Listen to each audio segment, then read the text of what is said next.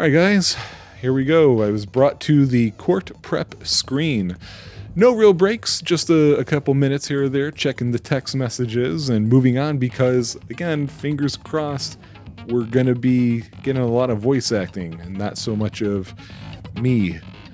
So, set skills. Oh, I didn't buy a whole bunch of skills. Oh crap. Oh no. Oh, interesting, you can change the difficulty? Was that true before? Did I buy any skills? Oh, I bought a skill. Okay. I forgot to look after all those hope fragments. Alright, so... Right. Bullet capacity, which makes me think of the BTB, battle time... or something... time battle... I don't know. So there we go. That's the only thing I've got. 25 skill points, though. Plenty of space, so I just need to remember, you know... do it after some free time. Okay. Let's go. Are you ready to solve this? I'm ready to solve this. Yeah, I'm ready to I am ready to class trial. All rise. Now then, let's begin with a simple explanation of the class trial. So... Sorry. I was just gonna start saying something. He's got her tied up and hanging. That's fucking great. Oh man, I did not expect that. Oh god. Okay. You know what? I think my favorite change that they've made so far is this relationship between these two. It is just funny. What I was going to say is, if you guys watched the first ones, then I usually tend to like skip through this explanation, but there are different things this time around. And so I don't know how different they're going to be, so sorry, we are going to sit through the explanation, at least this time. So sorry if it does wind up being exactly the same. During the class trial, you will present your arguments for who the killer is and vote for who done it. If you vote correctly, then only the blackened will receive punishment. But if you pick the wrong person, you get McDonald's instead. I'll punish everyone besides the blackened, and that person will earn the right to leave this island. Sorry to McDonald's lovers, I don't eat fast food. Such a cruel rule. Before we begin, I'd like to confirm one thing. Is there really a killer among us? Most definitely! There's no doubt that the blackened is lurking among you! Such a sad state of affairs, isn't it? By the way, this class trial is gonna be 100% fair, so there's no need to worry. Yeah, so you say. I'm the type who hates favoritism and prejudice. Well, not as much as I hate monogamy, of course. You hate me that much? Now, let's begin! Why do the mushrooms grow off of her? There are certain, like, Japanese call-outs to things that I've never understood. I've never understood the person's nose bleeding because of women. I've never understood... There's, like, certain poses that I see them do, especially with their fingers, that I've never quite gotten. And now this thing with mushrooms. Like, what is that about? You're telling us to begin, but what are we supposed to do? No complaining, let's just settle this with our fists. Were you even listening to the rules? Didn't that Byakuya bastard get killed in the dining hall, huh? Then everyone there is a fucking suspect. Yeah, what you're really trying to say is that you're not the killer, right? No shit. You guys went off on your own and started killing each other. This has nothing to do with me. Huh? What does that mean? Anyway, why don't we try talking about the most pressing issue on our minds? The most pressing issue on our minds? Where we found the body. It's very strange to find a body underneath a table. Then, let's start with that mystery. I love the height difference and size difference between her and Nekomaru. The reason why Byakuya's body was discovered under the dining hall table. Okay, I know why. I think I know why. We can start with that, but ultimately we need to find out who murdered him. My god. If we can't do that, we're just the worst detectives ever. No, thinking about if is a waste of time. Stop texting me. Sorry. I'm being bothered. We have to do this no matter what. Putting my phone over there. Here we go. Green tutorial text guy. You remember him, right? So, let's see what he has to say. So, the class trial has finally started. From this point on, I will provide simple tutorials at every important moment. I'm sorry, but please excuse my irritating rudeness. As things progress during each class trial, you will engage in a number of non-stop debates. During these discussions, all of your classmates will speak one after the other without any breaks. It's up to you to reveal any lies or mistakes contained within their statement. This means you'll have to use your truth bullets to refute what they say. So, okay, so far, sounding exactly as I remember. Out of all the truth bullets you find during your investigation, only the relevant ones will be loaded into the truth cylinder. Use the left stick to move the reticle and then fire with the invisible Y button. Wait. We fire with Y? Was that true of the first game? I don't remember. That's awkward, if it is.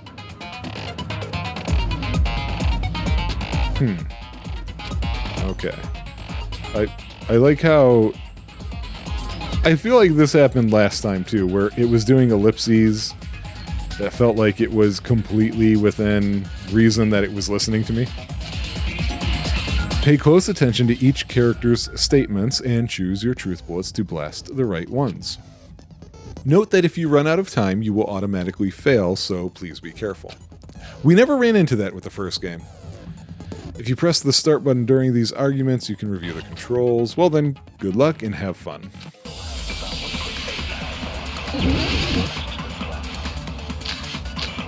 Knife, bloodstain, under the table, and gaps in floorboard. Okay. Why was Byakuya's body? Hold on. I just realized they didn't tell me how to change bullets. LB. Okay. Oh wait, you know what? Let me look at this real fast.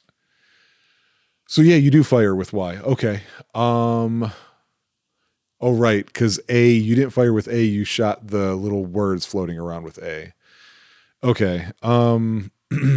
Fast forward with B. RB is to slow things down. And the handbook is the same button still. Okay. In a place like that. His body was underneath the table at the very back of the dining hall. After the killer murdered Byakuya, they probably moved the body there. Huh? Why? Obviously by hiding the body. They tried to delay its discovery! Like a dog burying a bone! This is the only... Oh. Yeah. I was trying to figure out which one of the bullets even pertained to the discussion matter, and it wasn't the one that I had selected. It's this one. Why was Byakuya's body in a place like that? His body was underneath the table at the very back of the dining hall. After the killer murdered Byakuya, they probably moved the body there. Oh, I missed. Huh? Why? Oh, it doesn't count. Damn it. All right, we gotta fast forward. They tried to delay it like a dog burying a bone! All right, use concentrate, Why was Ryan. Byakuya in a place like that? His body Actually, look at that reticle dance. Was that always like that? probably moved the body there. No, that's wrong. For the third time. No, I don't think the killer moved the body. Huh? Why? Try to remember what the body looked like when we found it under the table. Though there was a lot of blood everywhere, there was no sign the killer actually dragged the body through it. So that's why you think it's impossible that the killer moved the body. I see. I get your point. Oh, and here I thought I had a genius idea. Too bad you're so stupid and boring and unpopular. Your life is meaningless. Yeah, she's right. I respond better to praise, you know.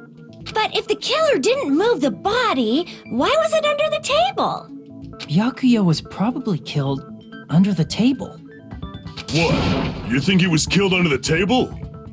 So Byakuya snuck under the table for reasons unknown, and that's when he was killed.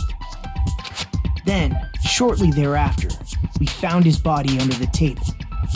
That does make sense, but why did he go under the table?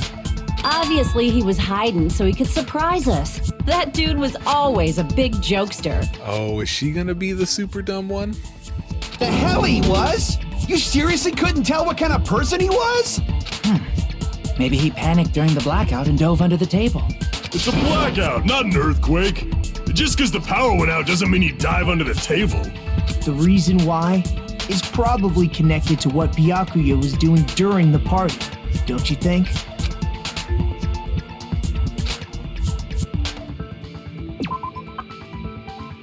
Oh.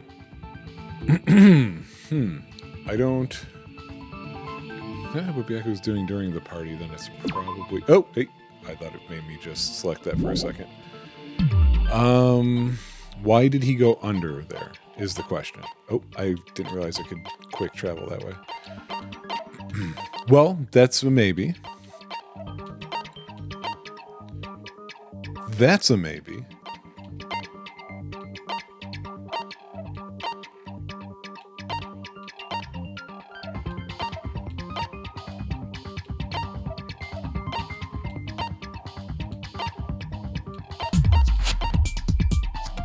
This? I can prove it with this. It probably has something to do with the knife we found under the table. Okay, I think that means I got it right. Knife? Oh, you mean that thing that obviously screams, I am the murder weapon! No, I don't think it is. Byakuya probably noticed the knife was hidden there. So in order to get it, he moved under the table. He was particularly sensitive to the presence of dangerous items, so I cannot deny that possibility. But how did he notice that there was a knife under the table? If he knew beforehand, he probably would have done something about it before the blackout, right? Then, instead of knowing about it beforehand, maybe he saw it right at that moment. Like, for example, he might have seen someone trying to take the knife out from under the table. No, that's not possible. You weren't even there. What?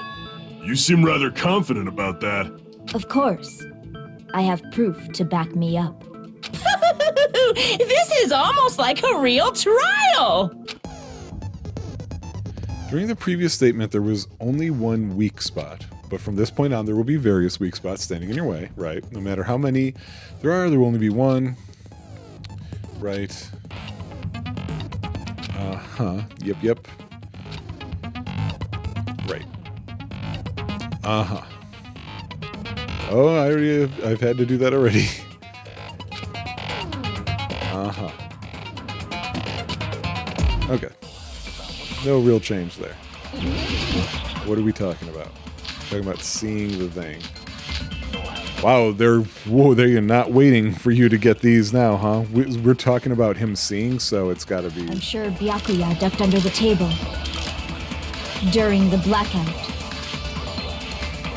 That sounds correct. If that's the case, during the blackout, Mr. Ham Hands must have seen the killer take the knife. But it was super pitch black! It was so dark I couldn't see my food! Byakuya couldn't see in the dark either. He could, actually. No, that's wrong!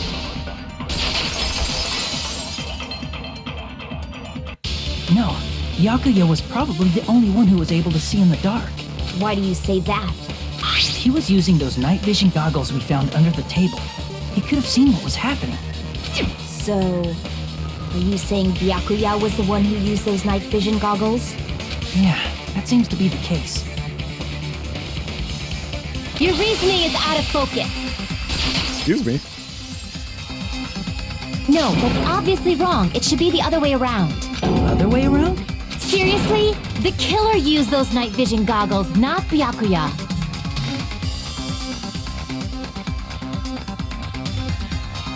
I don't think so, but I don't know how to refute that.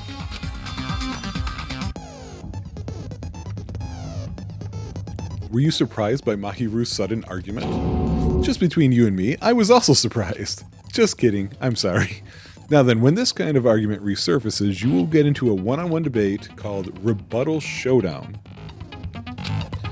In this mode, you have to counter the other person's claim, draw out their weak spots, and argue against them. Please counter the other person's remarks with the left stick. I think this is different.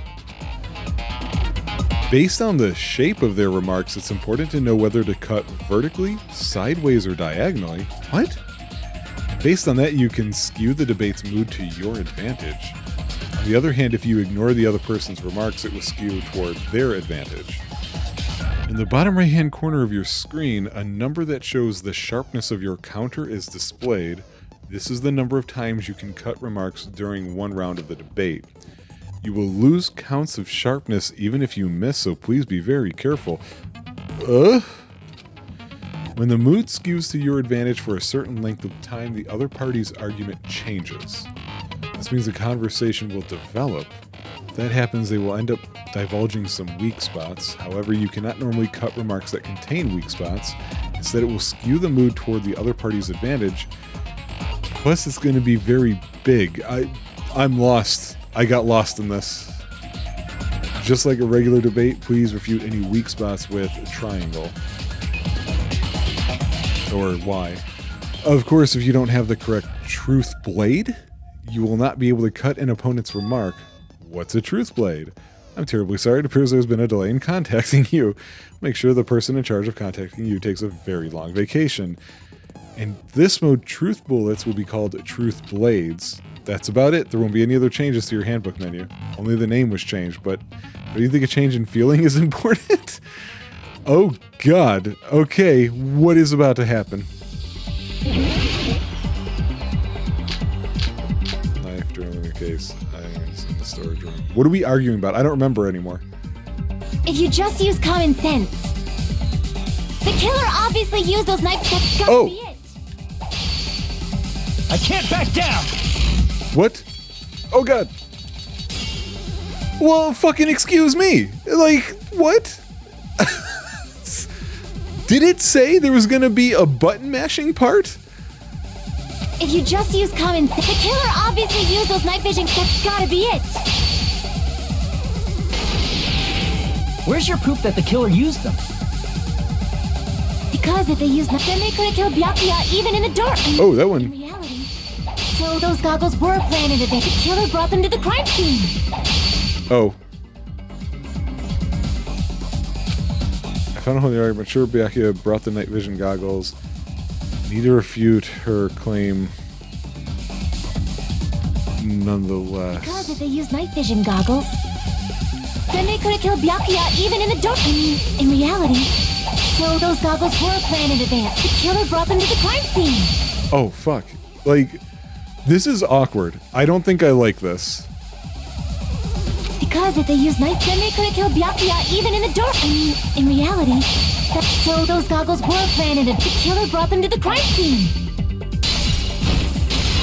Allow me to cut through those words! No, Byakuya was definitely the one who brought those night vision goggles. Okay, so at first when I was playing that part, I thought, oh, I see. This is a more interesting way of seeing how arguments develop. But the thing is, I felt like I couldn't really pay attention to anything that was being said. I literally, after one of the failures, I was like, what are they talking about in order to figure out what bullet or blade I needed to line up? Maybe it was just because that was my first time doing that, but I have a real negative feeling about that one. Definitely? But why? Inside the Duralumin case Byakuya had with him during the party, we found a smaller case for storing the night vision goggles. Which means we can assume that the night vision goggles were kept inside that Duralumin case as well. Woohoo! I said assume! Ibuki never uses such clever language.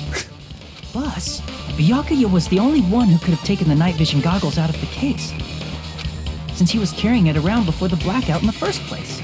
I see. When you put it like that, it makes sense. Then, was that knife inside the case too? If there were night vision goggles inside, it wouldn't be weird for a knife to be in there too. It would be weird. I am weird, aren't I? What? At times like this, I'd rather be fantasizing about tonight's main dish. Ew! You totally mean that in a perverted way. The knife was brought in the Duralumin case along with the night vision goggles too? No, I don't think so. The knife was hidden in the dining hall before. Duct tape. I see! There was duct tape left under the table where the body was found. Huh? Duct tape? They probably hid the knife by duct taping it to the underside of the table. Why are you whispering? Oh, so that's why we found duct tape there. Though Byakuya was thorough, even he couldn't have noticed a weapon taped to the underside of the table. This may be off topic, but why was Byakuya acting so paranoid? Not only did he bring a self-defense kit, but he had night vision goggles inside the case too. That's true. He went above and beyond being a little cautious. Now that you mention it, that applies to the dangerous items he confiscated as well. It's one thing to be a little cautious, but performing a body check is a bit much. He probably knew someone was planning to commit a murder. Are you saying he predicted the murder? Could it be? Was he also in possession of the all-seeing eye? You're not helping. You think so too, right, Hajime? That's right. Byakuya probably knew there was... I was reading that! What the hell? Oh, the letter.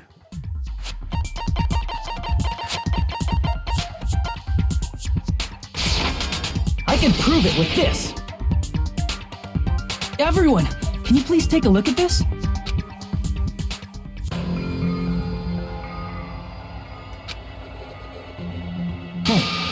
The hell is this? Hajime and I found this in Byakuya's cottage. It looks like a threatening letter someone sent to him. So, who's the someone? Nobody besides Monokuma would write such a dumb, threatening letter like that. Wasn't me! Are you sure? The only lies I tell are friendly lies! Those are still lies. It doesn't matter who wrote it yet. So, Byakuya became paranoid because of this threatening letter? He probably decided to throw a party because of the letter. What do you mean? By gathering everyone in one place, he tried to create a situation where everyone could keep tabs on each other. In doing so, he tried to put the writer of the letter in a situation where they couldn't act. But the letter might have been just a little prank. As long as he was determined not to let any of us die, he couldn't take that risk. His strong sense of responsibility made him believe the letter was legitimate. He should have told us he received a threatening letter. If he had, we would have panicked. Byakuya probably knew that too. So, he tried to do something about it without telling anyone? I see. A strong sense of responsibility as our leader was his undoing. You know what? I don't know why, but all of a sudden the sound feels... The background music feels louder than it was before, and I don't feel like the voices are coming in as clearly. Screw that noise! Who the hell wrote that letter? Well, obviously, the killer. Based on what?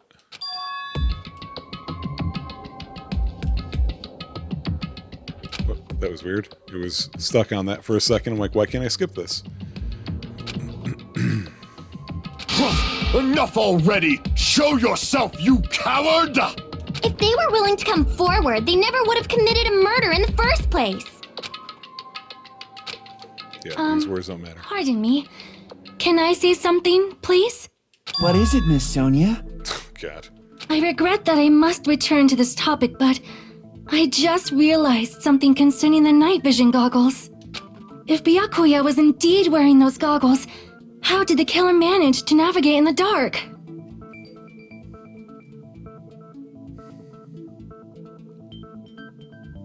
Well, it's a damn good question, but the thing is, I thought that was the whole point of the floorboards, is that they weren't in that room. You're right. They wouldn't have been able to see anything without the night vision goggles. But if the murderer had the goggles when they took the knife, then how did Byakuya see them? Even if the knife bore some sort of mark, it would have been difficult to see it in that darkness. Well, did we not talk about I thought we already talked about this. Yeah. I see. What if the glowing paint was the mark? With that, you'd be able to get the knife even in the dark. In actuality, the knife we found under the table and the duct tape stuck to the underside of the table were both marked with glowing paint, right? Does that mean the killer painted them in advance? But painting them with glowing paint? It's as if they knew the blackout was going to happen. Right. They had to have already known. That's why they used the glowing paint as a mark. Which means whoever set up the blackout is the killer. That seals it. The killer is whoever was in the office with the circuit breaker. Which means it was you, Peko Pekoyama! Peko killed poor Byakuya? Was this island not big enough for 2 glasses wearers? I am not the killer. I didn't even notice she was wearing glasses. Oh, I guess she's not. How can you believe her so easily? But with Peko's height, I don't think she'd be able to reach the circuit breaker in the office. I don't care about a technicality like that. Peko's the one who tripped the breaker and caused the blackout. Oh, I care about technicalities.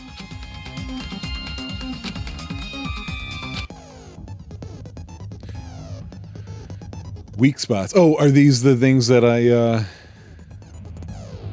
you spot? Blue colored weak spots will be called agree spots. Oh no. Really? Oh crap. So now okay, so that's me that blah, blah. Okay, let me start that sentence over. That means the series of those discussions are going to be with all yellow lies plus 1 truth yellow, or all truth yellows plus 1 lie yellow. Okay. Oh boy.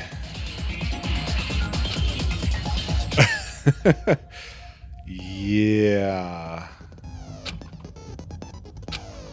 Okay. Interesting twist there.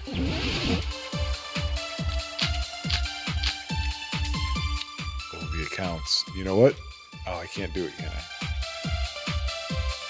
Since Peko was in the office, she could have caused the blackout at any time. That's impossible. Huh? Why is it impossible? Because I was not in the office. Not even before the blackout. What happened to your guard duty? Sorry. Oh, you weren't in the office?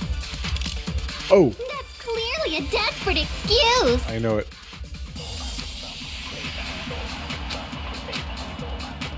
Since Peko was in the office, she could have caused the blackout at any time. No, not that one. That's impossible. Huh? Why is it impossible? Because I was not in the office, not even There before it the is. blackout. I agree with that.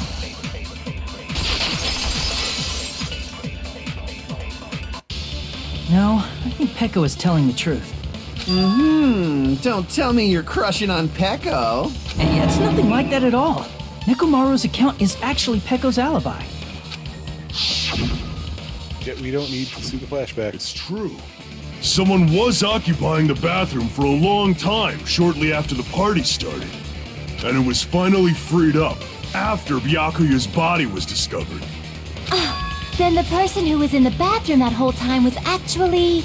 Everyone else besides Pekka was in the dining hall after the party started, right? I see. So there's no way anybody else could have locked themselves in the bathroom except Pecco. I guess that would be true. You locked yourself in the commode? You should have said so earlier! There's no way she'd actually say that. Gosh, you're so insensitive. If she locked herself in the bathroom for that long, there's no doubt. It's shit. Right. Oh, there's no way she'd admit it. There's no way she'd admit she was taking a shit. I'm really liking Nikomaru. I think he's my buddy now. Hey, weren't you guys taught any basic manners, or were you raised in a locker room? I'm sorry. It's fine. How about we stop talking about this and move on to something else? Don't worry. The smell wasn't that strong. I used the bathroom right after you, so you can trust me. I said it's fine. But still, you were in the bathroom for a really long time. Did you get food poisoning or something? That's what I thought. As soon as I stepped into the office, I felt this sudden rush of pain in my stomach. Because of that, I was unable to leave the bathroom, including when the blackout occurred. Hey, how did it feel to do your business in the dark? Did you get excited? See, look, bloody nose, bloody nose. What is the story behind that? Seriously, stop it. But still, your stomach pain. Was that really just a coincidence? Hey, what's the deal? Don't butt into other people's business, especially if you didn't do any investigating. I'm only butting in because you fucking idiots are out of your element. Stop this childish nonsense. Just what do you mean by coincidence? What I mean is it possible someone slipped her some laxatives? Laxatives? If so, the killer could have tripped the breaker as soon as that girl left the office, don't you think? I see. That might have happened.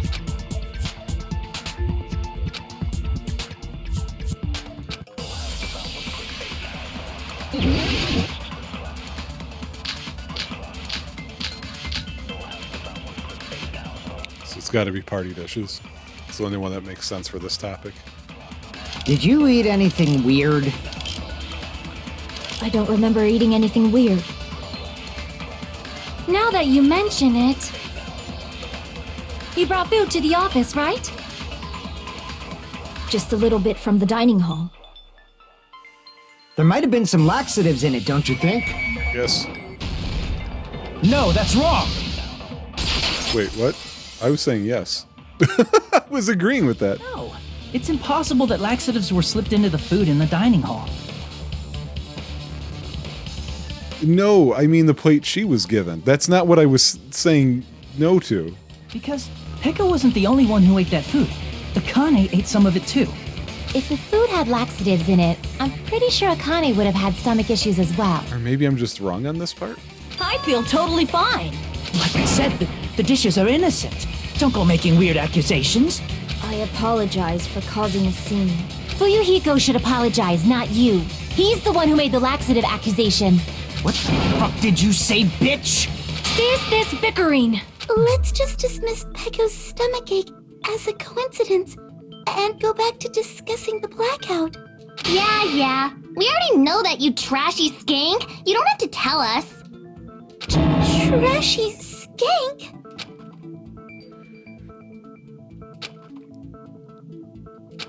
Okay, so now we need to know how the blackout occurred. I think I know. Yeah, irons in the storage room is what I'm thinking here. Who tripped the breaker and how did they do it? If you can't answer that, I'm gonna bop you on the head. Did they throw a stone and hit it? Maybe they used a remote control? No. They probably messed with the breaker. Maybe that one. It does not have to be the breaker. Oh yeah, I get what you're saying. They Yep. may have tampered with the power supply and transmitters. Okay, no. Or maybe they caused a power surge? Boom. I agree with that.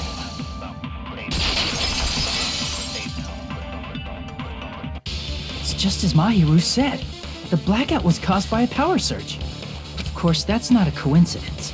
Someone caused it intentionally.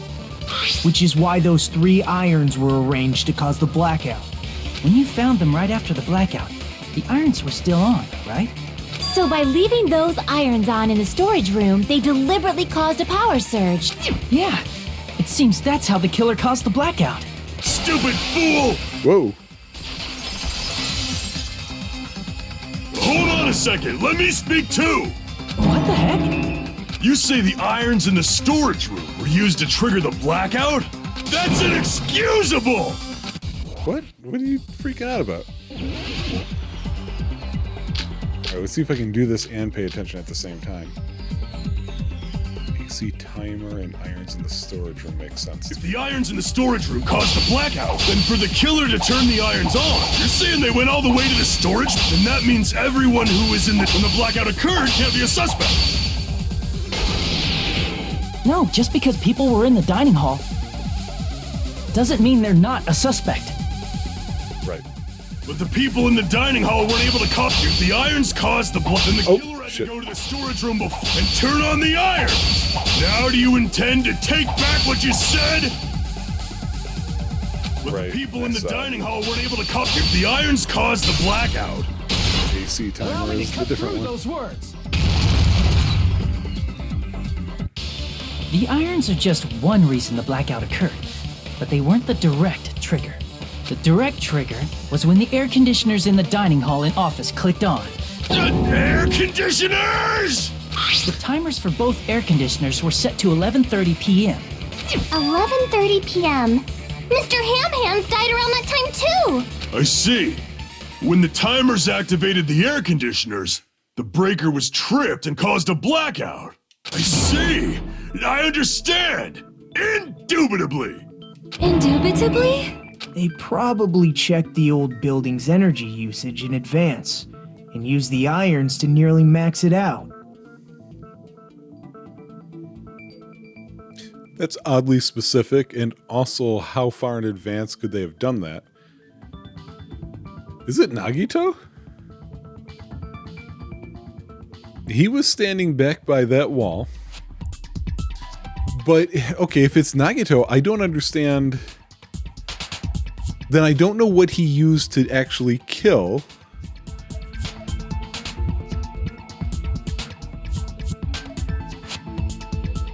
Because we never did find the murder weapon, right? So once they set the air conditioner's timers, they just had to wait until they started up on their own.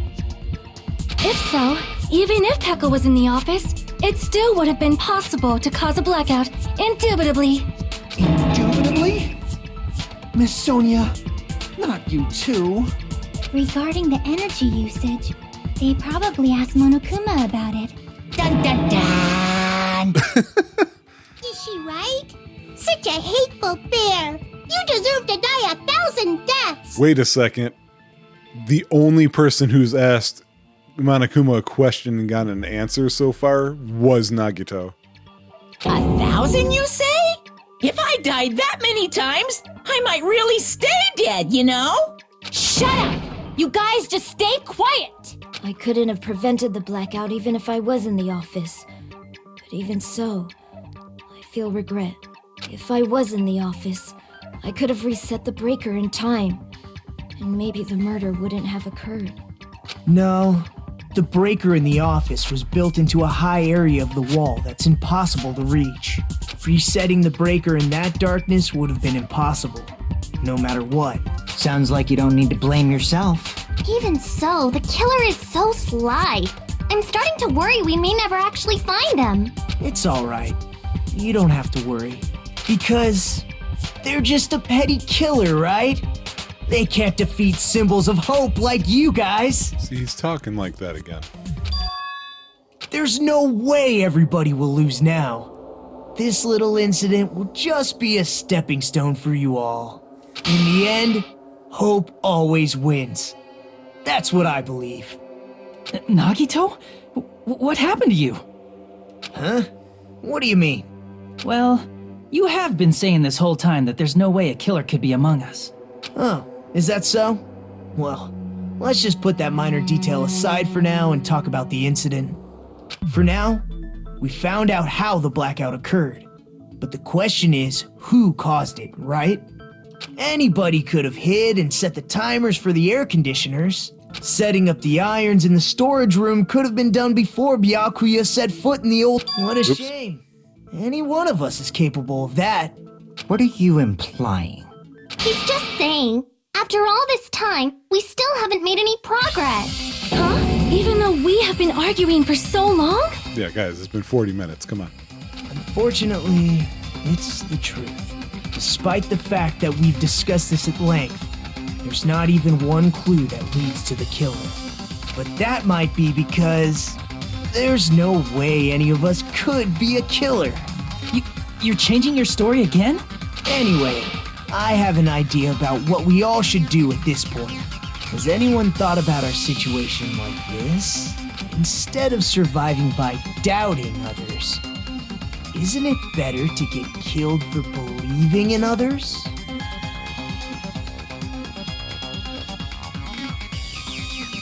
This is getting weird. Doesn't that mean... Are you saying we should all just give up and die? Nagito, there's definitely something wrong with you. You think? You guys only think there's something wrong with me because there's something wrong with you. Suspecting each other like this. There's no way that's healthy behavior. Let's stop this already. We don't have to find out who the killer is. I can't stand this anymore. I don't want to do this to my friends. I don't want to do this either. Me too. Please, take me home already. I want to go home and eat candy. Stop it. If everyone acts like this, I'm gonna... Everyone calm down. We're all friends, aren't we? There's no way one friend would murder another. Then why did Byakuya die? Who cares? Let's just give up already. There are no clues that lead to the killer anyway. Not a single one. That's wrong. I think. Did you say something? 'Cause we've already found a clue that might point to who the killer is. A clue, you say? You know who the killer is? The killer? I don't know. But we do have a clue about a suspicious person. I think. I see. Then care to tell me, what's this clue you're talking about? First of all, let's try thinking about how the killer was able to obtain the knife during the blackout. Didn't we already cover that? They use glowing paint as a mark. No, not that. I mean before that. Before that. What do you mean?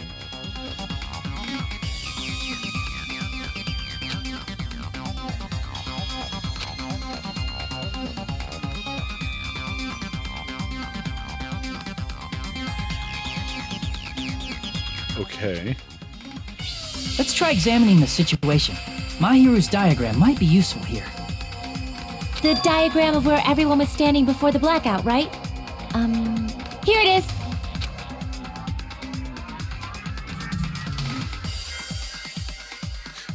Oh. I thought the table was up against the wall. And I was going to say, I remember Kazuichi said he was using the wall to get out of the room so he could find the office. And I was just about to say they could just use the wall to get there, but looking at this drawing again, the wall is not, or the table is not up against the wall. They use the cord.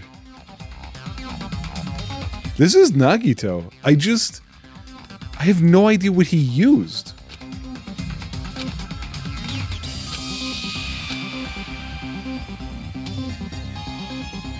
Okay, enough talking to yourself. Let's go. Oh, what is this? Oh.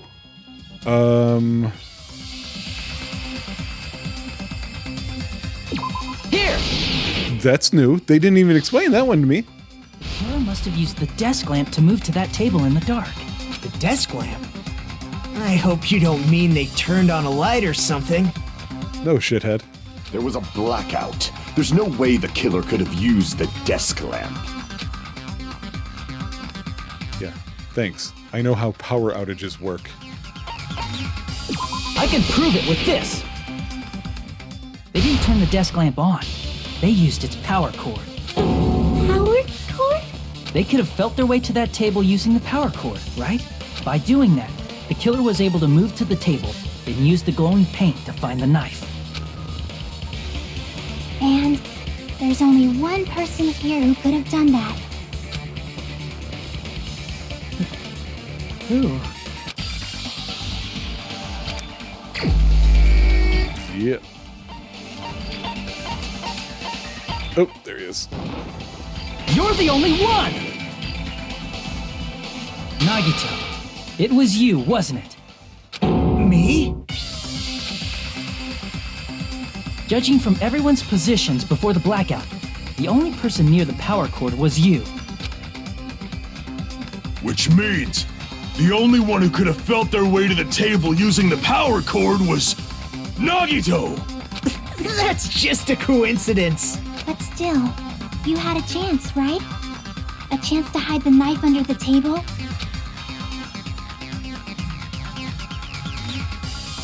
When he was cleaning.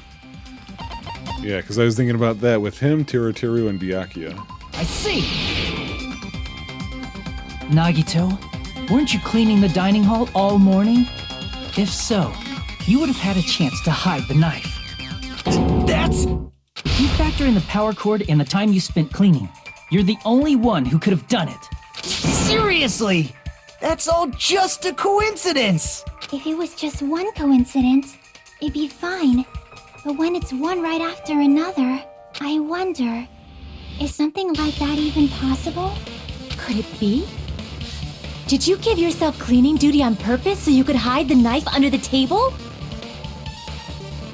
He didn't give himself cleaning duty. That was... Oh.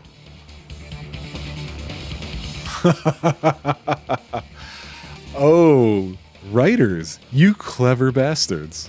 I see exactly where this is going now. That's very good.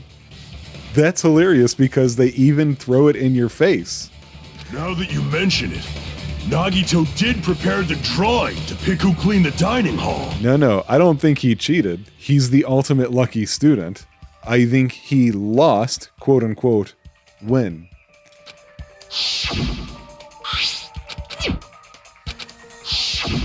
You rigged the drawing, didn't you?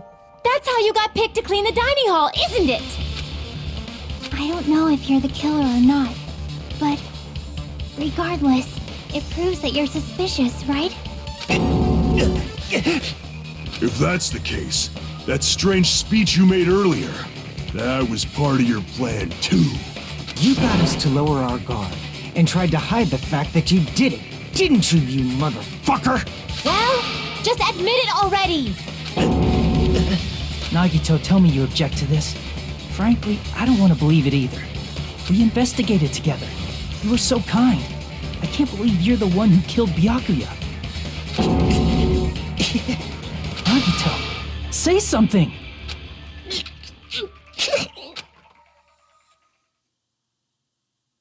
What is this now?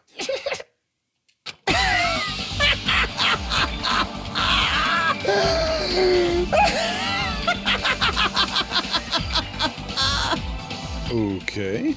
The Ultimates are working together to combat the despair of their friend's death! How wonderful! How beautiful it is! Huh?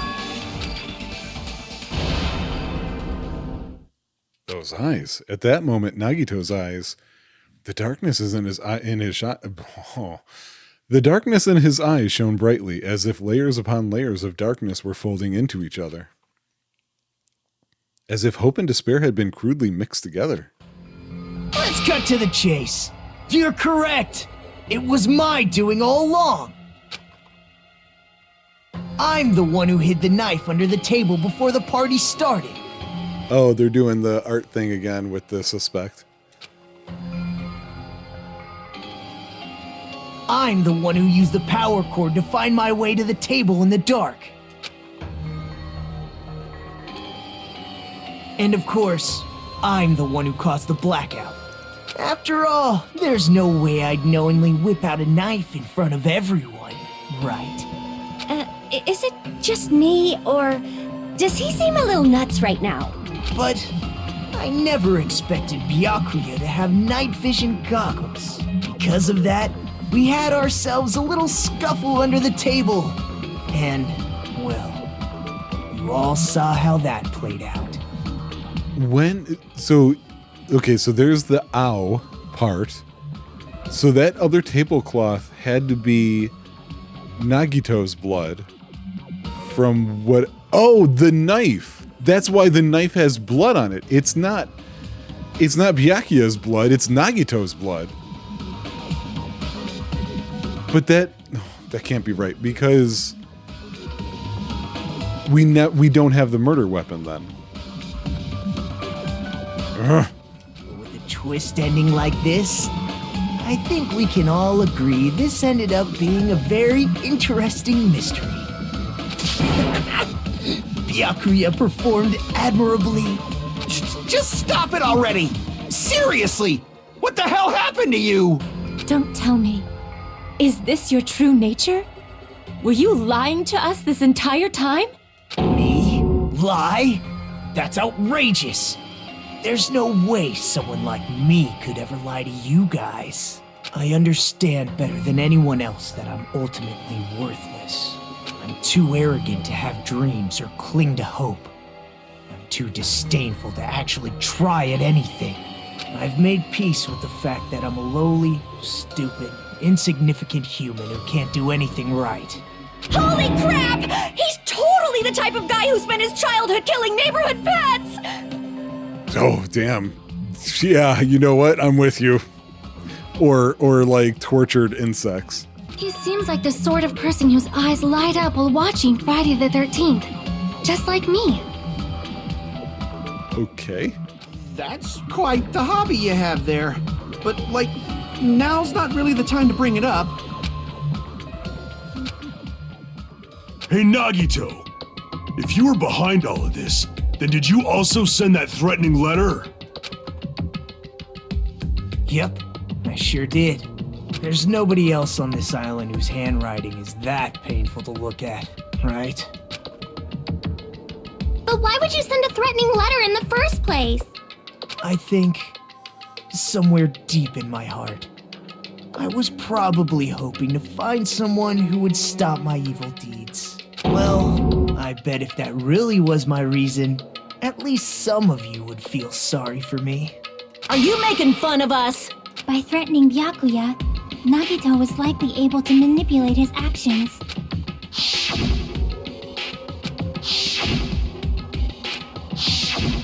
In doing so, Nagito was able to manipulate everyone to the scene where the murder would occur. Am I wrong? That reminds me. Nagito was the one who suggested I guard the office. Was he? I don't remember that.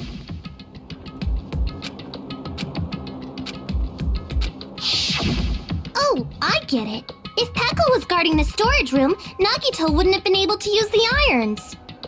The threatening letter, along with all your suggestions, it was all a trap to manipulate us. Yep, that's true too. But you're wrong about one thing. Huh? What? I didn't need to rig the drawing for cleaning duty, you know? No, I already figured that out. If that's true, then how did you conveniently get picked for cleaning duty? I see. Well, there's no way I'd expect you to remember it. A worthless talent for a worthless human.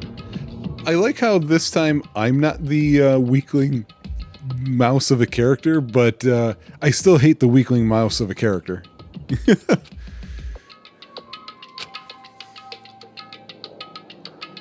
Ultimate babyface. I see! You're the ultimate lucky student. That's Oops. right. I just trusted my luck.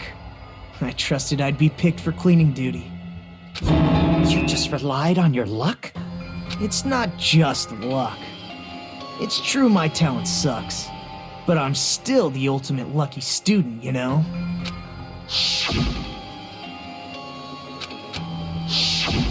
At the time, Hajime said I wasn't lucky, but it was actually the opposite. I was lucky. That's why I got picked for cleaning duty, just like I wanted. Enough.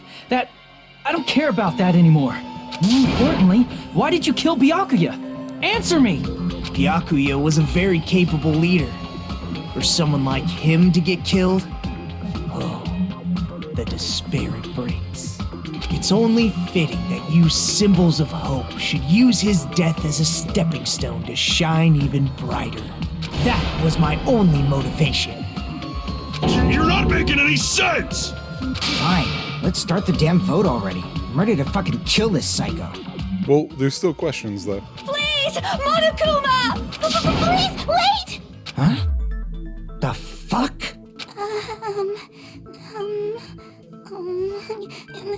How should I put this?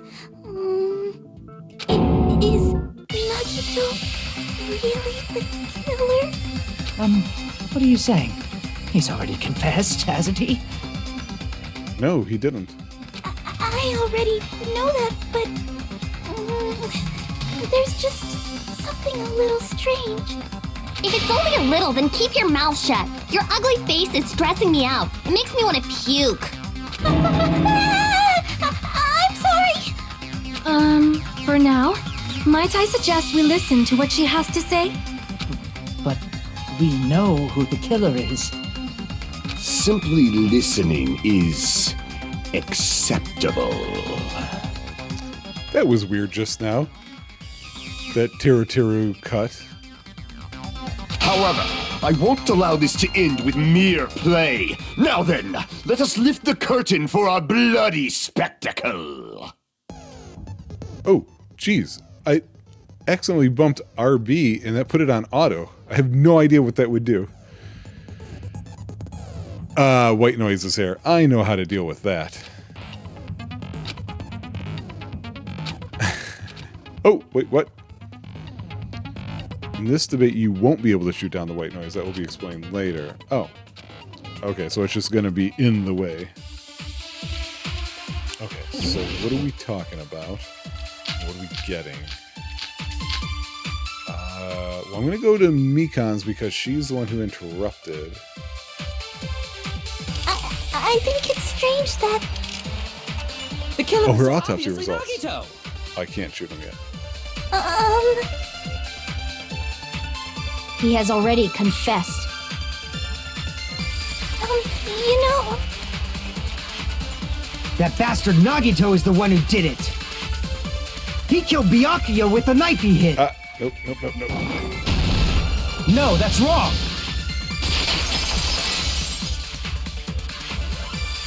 That knife might not be the murder weapon. That's what you wanted to say, right, Mikan? What the hell are you talking about?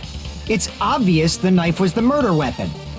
But based on the entry wounds on Byakuya's body, the actual weapon should be roughly 5 millimeters in diameter. Right.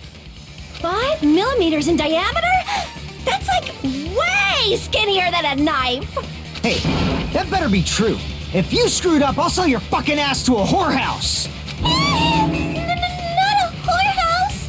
Hey, why are you threatening her? Is this what you're trying to say, Mikan? As long as we can't prove that the knife is the murder weapon, we can't assume that I'm the killer. What are you saying? No one else can be the killer. It has to be you.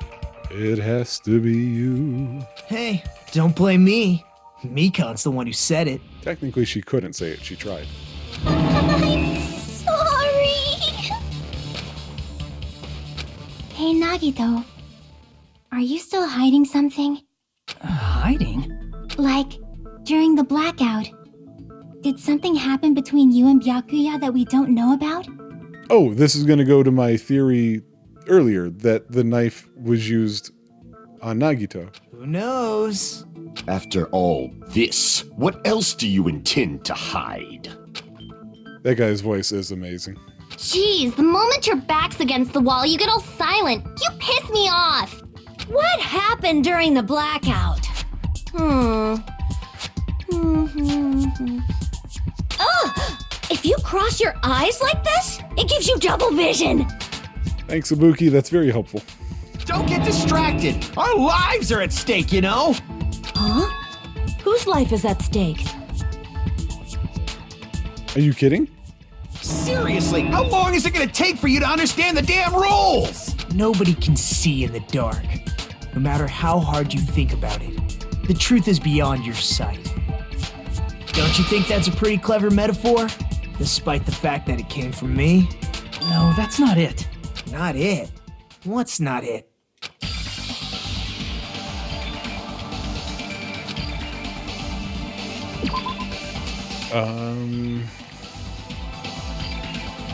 Don't know what it's asking for here. What is...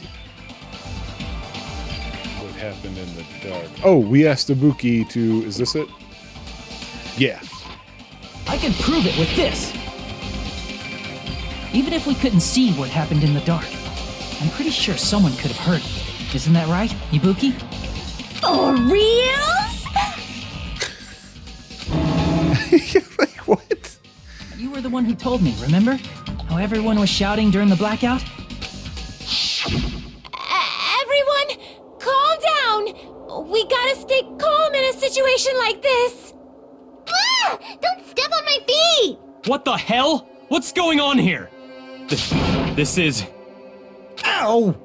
Turn the damn lights on! I can't eat like this, you know! You guys? Where are you?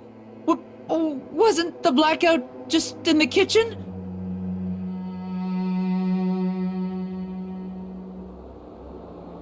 Wait. What?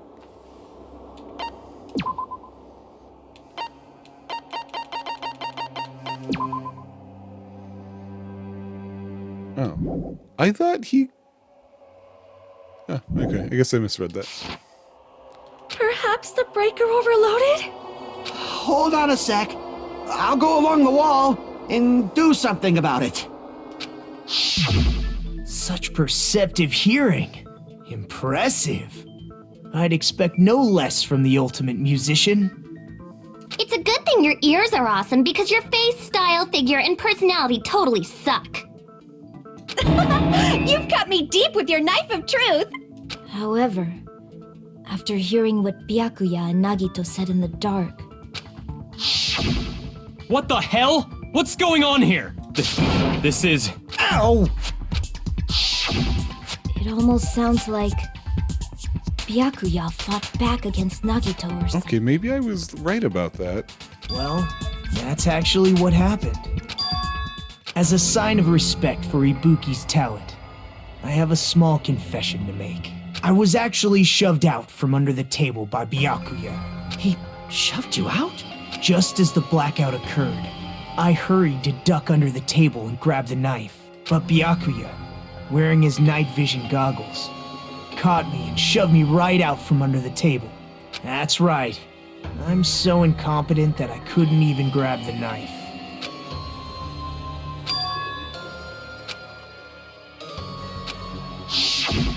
What the hell? Okay, I feel like their flashbacks are getting worse instead of better. After getting shoved out from under the table, I was just as confused as you guys. I lost sight of the glowing paint, and I didn't even know where the power cord was. Before I realized it, the lights had come back on, and Byakuya's body was lying under the table. Hold on! Are you saying you're not the killer? From the very beginning, the idea to throw a party, hiding the knife, setting up the blackout, it was all going according to plan. But unfortunately, my plan failed. And all thanks to Byakuya's night vision goggles. It looks like he's holding onto a piece of Mikan's hair. What happened after that? Even I don't know. You failed? Then you're not the one who killed Byakuya? Then we're right back to square one! Yeah, who... How can that be? We spent all this time talking back and forth. Meaninglessness. What other word is brimming with so much despair? But you can't give up. You need to have hope. Do your best and move forward. Rising to the challenge again and again is why you guys are the symbols of hope.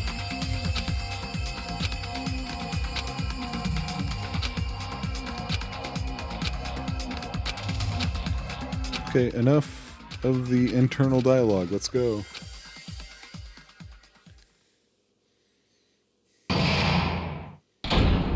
What? What do you mean? Well now,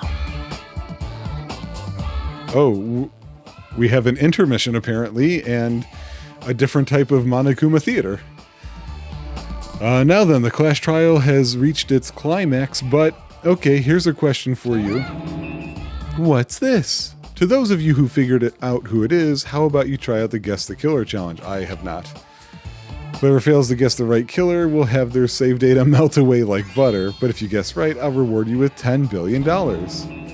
10 billion, of course. For those of you who don't know who the killer is, you can just continue on. then, what are you gonna do? I'm thinking.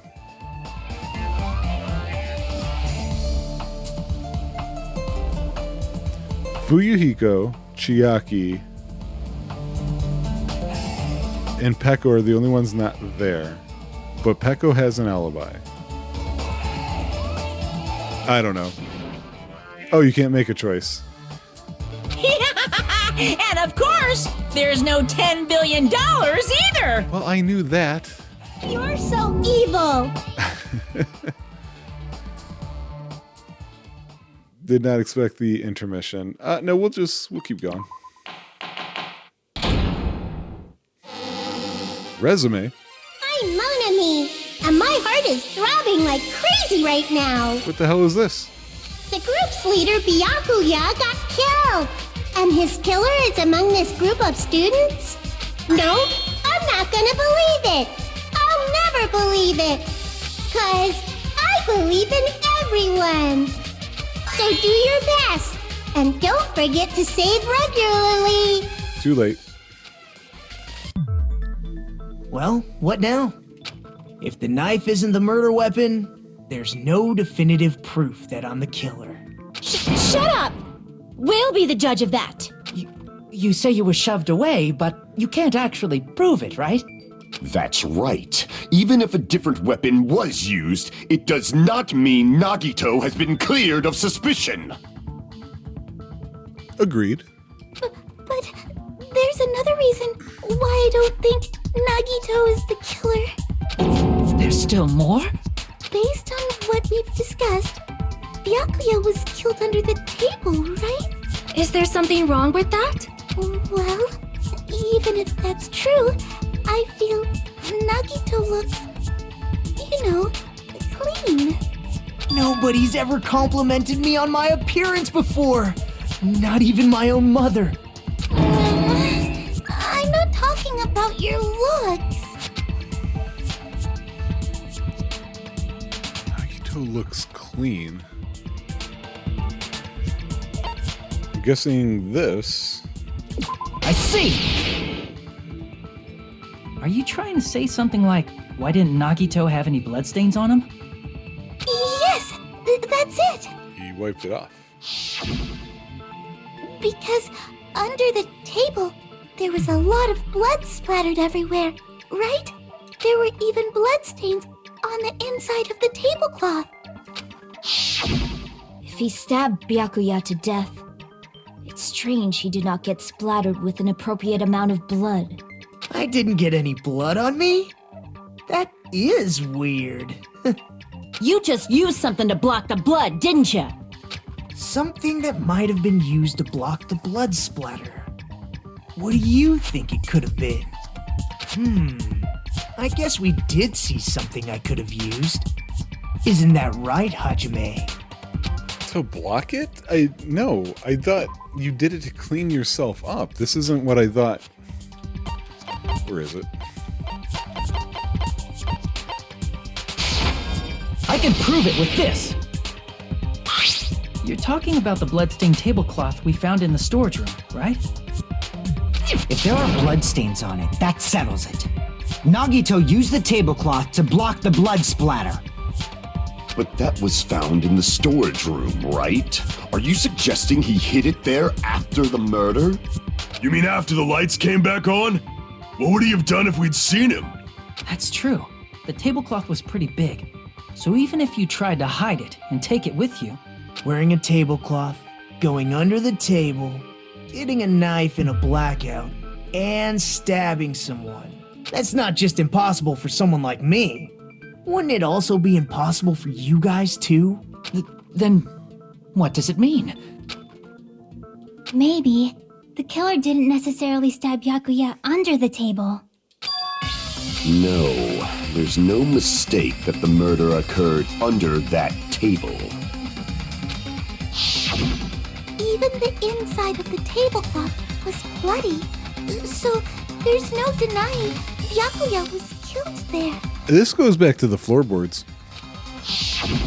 But that doesn't mean where Byakuya got stabbed and where the killer did the stabbing are the same, right? I don't understand at all!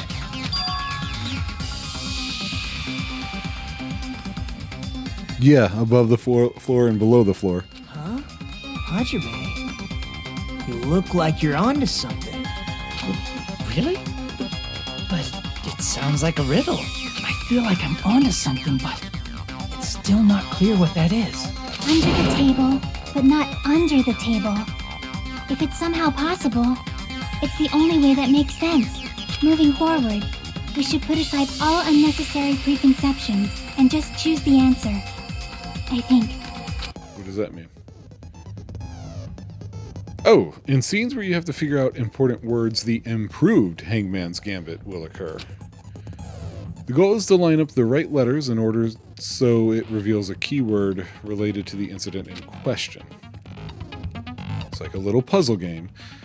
Various letters will be flying across the screen in all directions. There are 2 rules you must remember. If 2 different letters clash, you'll take damage. If 2 of the same letters clash, they will fuse. You must make 2 of the same letters clash while you try not to let 2 different letters clash.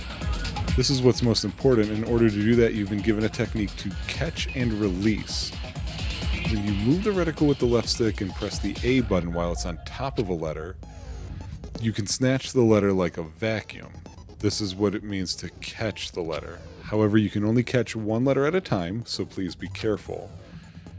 When you press the A button while you have a letter caught, you can shoot it where your cursor is aiming. This is how you release the letter. Catch and release, you can change the position of... Actually, you know what? Hang on, let me read that last sentence again. Yeah, okay, that's what I thought it said. With catch and release, you can change the position of the letters and hit letters into each other. Make sure you hit the same letters so you can fuse them. The fused letters will freeze and get bigger. By pressing the A button, you can blow it up and erase it from the field. This is called firing the letters. Catch and release with A, and after you fuse them, fire with the A button. That's a whole lot of A buttons. Thank you. However, if you just erase letters, you won't be able to clear the game. Ultimately, the main goal is completing the keyword. Display the question with B and figure out what keyword will answer that question. About lining up the keyword, instead of pressing the A button to fire, please press Y. If that happens at the same time the letter blows up, it will be sent to the keyword list. If the sent letter is correct, it will fit in the keyword list. If it's not, the influence gauge will take damage. Oh boy. Okay, you must write the keyword in order based on the flying letters. Please think about the completed word. Also, if you leave a fused letter alone for a while, it will just blow up on its own. Fantastic. In that case, it will still damage you, so please be careful. It took so long to explain it, but do you understand now? Okay. Okay.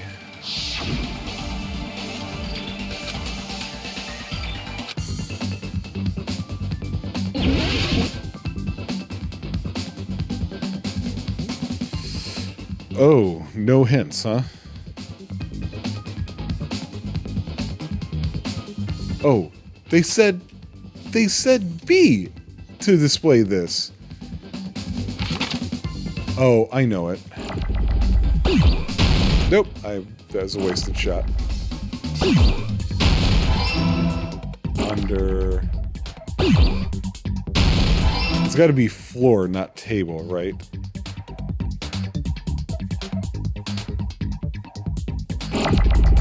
Because we don't want them to run into each other.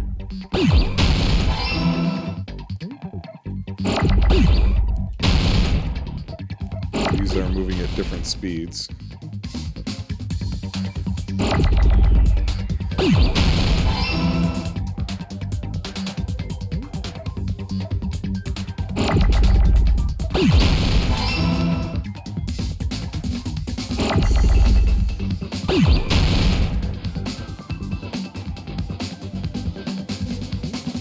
Can I get the letter I need? This isn't great. This isn't fun. The original one was better. Oh, that's about to hit.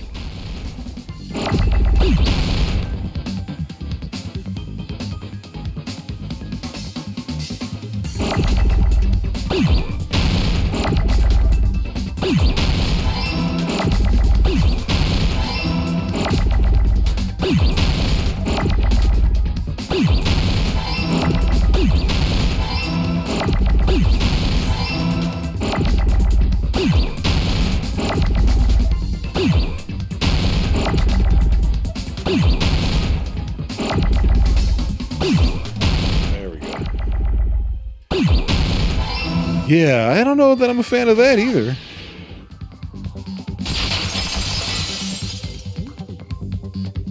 Got it! The killer must have stabbed Byakuya from under the floorboards. Under the floorboards? The floorboards in the old building are full of gaps, and there was no carpet laid out under the table. If they stuck the weapon through one of the gaps, they could have stabbed Byakuya to death. If so, that means the killer was able to get under the floorboards. But from where? And how? Yeah, that's the thing. I have no idea how to get under the floorboards. Although Gundam did get his earring back, but he didn't tell us, did he? I don't know that yet, but I have a feeling there's someone here who does know. Yeah, Gundam.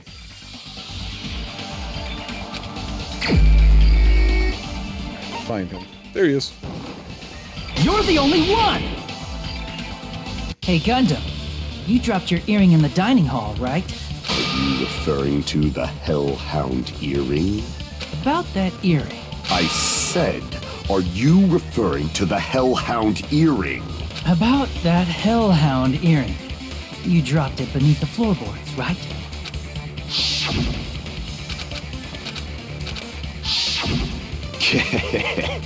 Just a bit longer and I would have reduced everything, including that old building, to ashes. However, it's just as the old legend said. The Hellhound earring has returned to its owner, to me! Is it safe to say that that earring is the one hanging from your right ear? Huh? Could it be? Gundam? Oh, shit. And if he had it on by the time the class trial began? Then that means Gundam was able to retrieve his earring from beneath the floorboards during the investigation. Right. So, Gundam knows how to get under the floorboards. That's what we always say about that guy. It's understandable. After all, you fools only view the world through eyes of glass.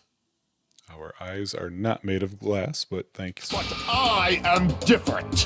With the power of my 4 dark devas of destruction, it is of no concern. Truly, this is the evil 4th eye. Before the might of the evil 4th eye, all visual chaos is rendered asunder. What should I do? I'm embarrassed just listening to him. Oh! Man up and speak more clearly! Fine, I shall tell you all. The answer was in the storage room. It was?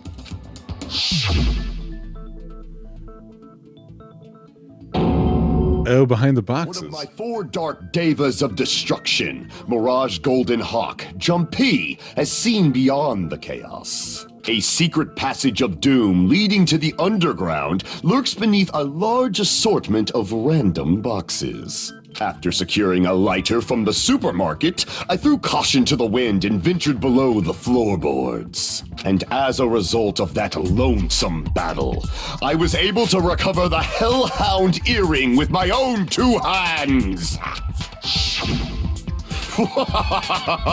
Tremble with fear, fools! Behold my power! There he goes blabbing about power and crap. You're ridiculous. You're just a breeder, you know. Anyway, it sounds like you can go under the floorboards from the storage room. Then that has to be how the killer did it. If the space beneath the floor is empty, it's not that far to move from the storage room to the dining hall. Okay, so hold on.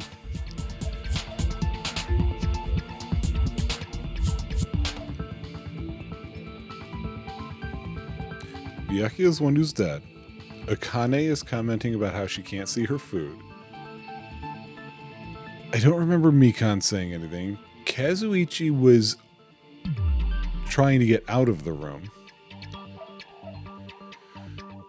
Mahiru's in it. Sonya's quiet too, isn't she? Her and Mikan don't say anything. Gundam loses his earring. Ibuki's in there hearing everything. Hyoko doesn't point to... How did she get out? So Chiaki, Peko, and Teruteru. Teruteru's closest. Peko has an alibi.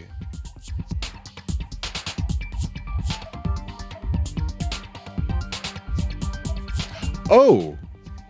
I know what the weapon is. I think. That's why I'm not saying what it is yet, because I might be wrong.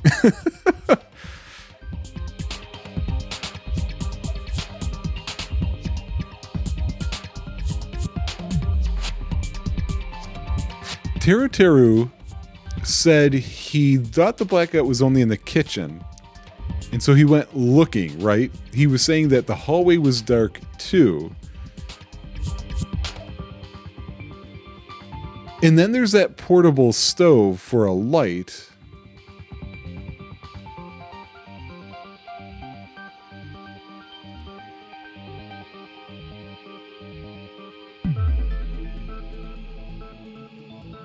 I don't know how to confirm that it's Teruteru.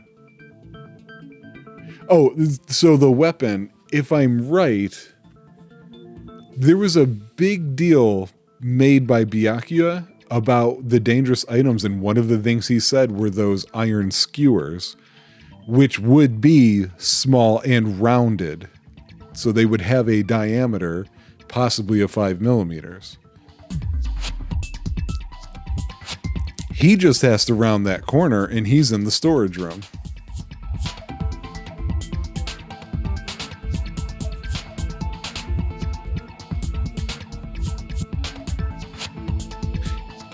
You know, I don't feel like that he has a motive, though.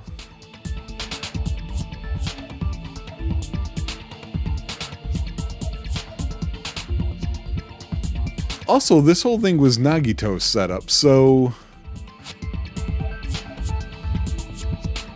he wouldn't even recognize opportunity if he wound up there.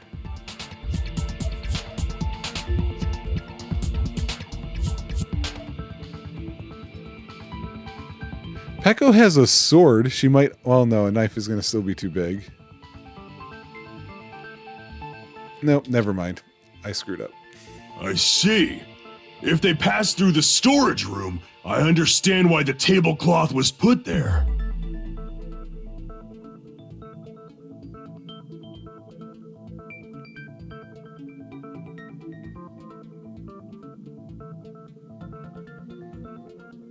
Wait a second.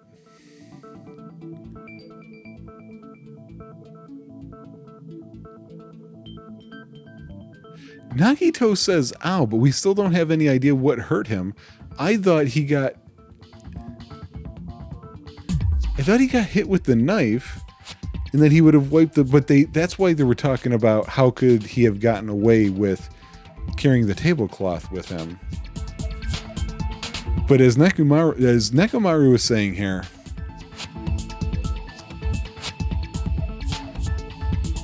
no, I got lost on this one. I don't know it.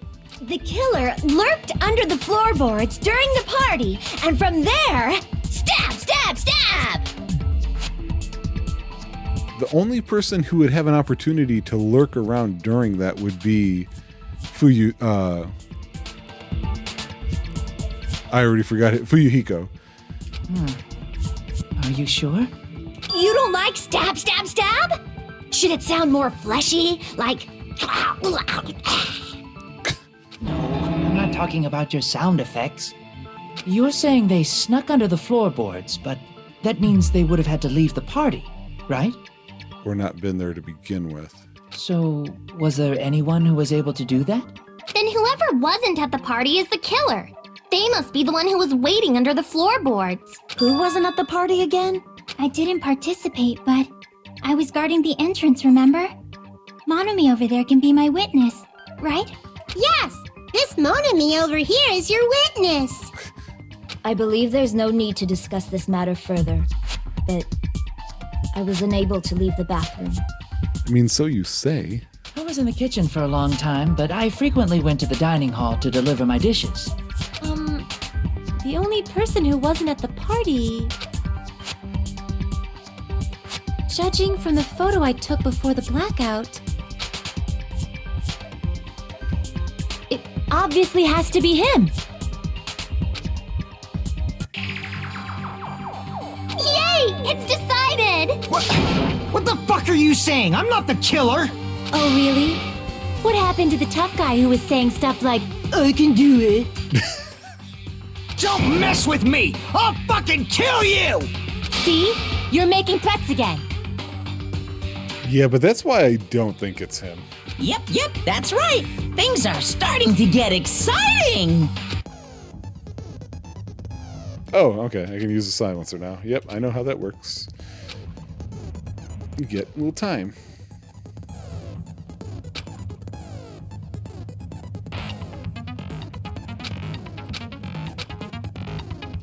Uh-huh. Yeah. Come on.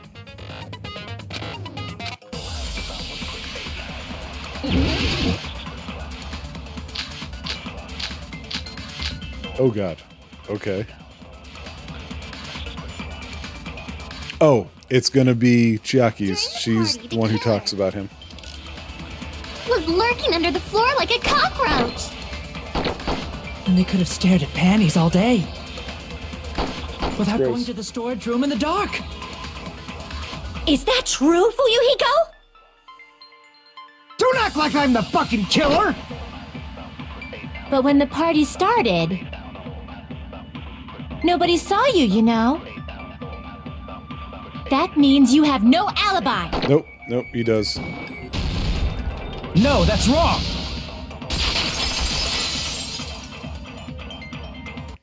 No, Fuyuhiko definitely has an alibi. Isn't that right, Chiaki? Oh, you're right. I saw Fuyuhiko after the party started. There's no way he could have been waiting under the floor before then. You should have said that earlier, dumbass. It's still your fault. Like, why were you even lurking around the old building in the first place? Shut up! Maybe there really is a secret passage to go under the floorboards from outside, and he came to spy. What'd you say, motherfucker? Oh no! Wow, he got chewed out, but he looks super happy. Regardless, it's impossible to go under the floorboards from outside. Chiaki and I already confirmed that. Then someone definitely went under the floorboards through the storage room during the party. During the party? It was probably during the blackout. Well, if someone disappeared during the blackout, no one would have noticed. Right. But walking down that dark hallway to the storage room is like trying to make Eggs Benedict without any eggs. You're right. I couldn't even see the office in that darkness, and that room was much closer. But is it really impossible? It might be better if we examine that possibility a little bit more. It was super dark, you know? There's no way you'd be able to find your way to the storage room. It appears we're getting close to the final stage. The blackened or the spotless? Which is superior? I think it's time to settle this. What are you talking about, Freakazoid?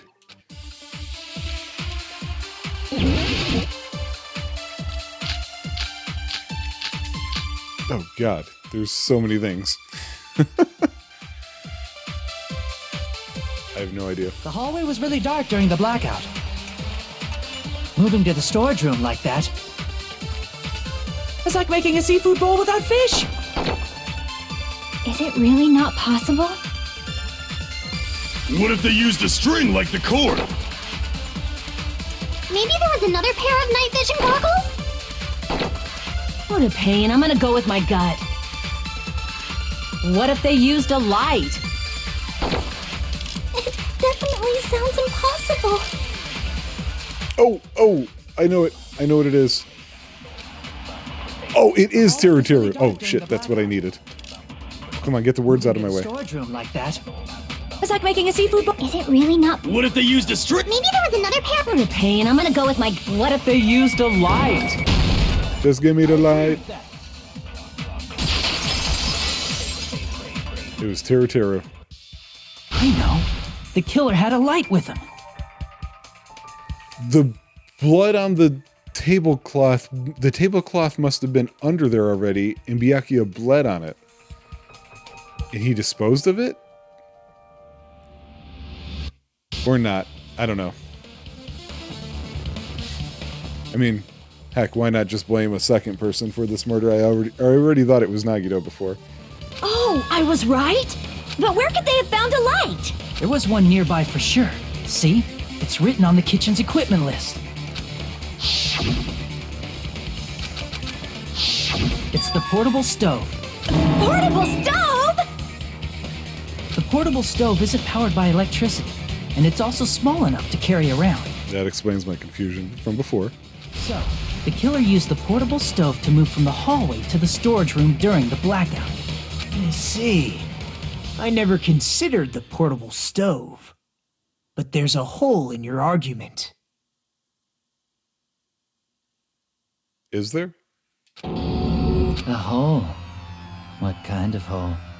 It would be great if you could explain it to me in much more detail. Oh, I wasn't making a perverted joke or anything. It's really not a perverted joke. I'm serious. Repeating yourself just makes it even more suspicious. Now then, Hajime, will you battle against me? What are you talking about? No, that's wrong. Hey, you can't do that to me. Will you be able to break through my argument?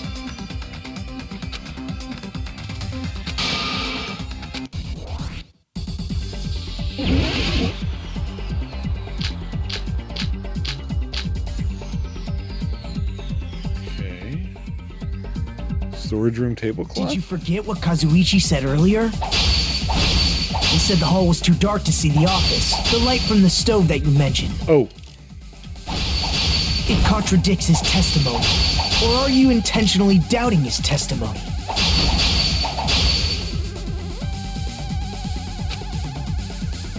Did you forget what Kazuichi said earlier? He said the hall was too dark to see the office. The light from the stove that you mentioned. It contradicts his testimony. Or are you intentionally doubting his testimony? I don't doubt what Kazuichi said. he closed What are you the trying to doors. say? The reason Kazuichi couldn't see the office was because the hallway was dark, right? So if a light was shining in such a dark hallway, What? crap! The How? reason Kazuichi couldn't see the office was because the hallway was dark, right? So if a light was shining in such a dark hallway, wouldn't Kazuichi have seen it? No. Allow me to cut That's through just this as good as the other one. Nagito, did you forget? Or are you just pretending you forgot? Huh? What are you talking about? There should have been a wall that blocked light. I'm talking about the fire door in the hallway. If you close it, it would form a perfect wall in the hallway. Plus, the hallway rounds a corner just beyond the fire door. So even if there was a small gap in the door, as long as they passed the corner, the light still wouldn't peek out. I see. To actually notice the fire door. Just as expected of the ultimate... Oh, you still don't remember your talent, do you? I actually forgot I don't remember my talent. Who cares about that right now? Nagito, what are you plotting? For someone who insists he's not the killer, you are quite nosy. You sound so scary. If you're that angry, why don't you take a deep breath? You sure like to piss us off. How about I shut your fucking mouth for you? Hey, it's okay if you guys fight, but I won't allow a burly brawl that might offend people. More importantly, can you hurry up and decide who's the blackened already? Time runs out when I get bored. Fine, I get it. You're telling me to pass the torch, right? Pass the torch? We're going to ask the real killer, not an imposter like me, to show themselves. You're obviously the killer, right? If you think I am, I really don't mind. Whatever conclusion you ultimates arrive at, I will accept it, no matter what it is.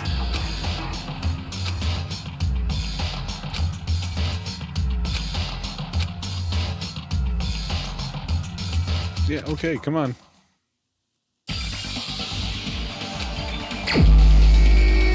I have to go with my gut, I guess. Where is he? You're the only one! Teru.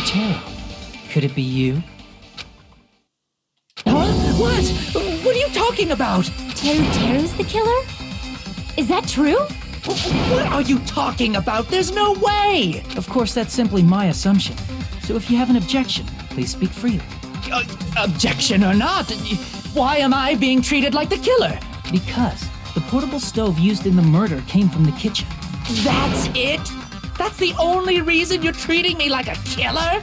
Isn't that a little drastic? You're cruel. Cruel. Too cruel.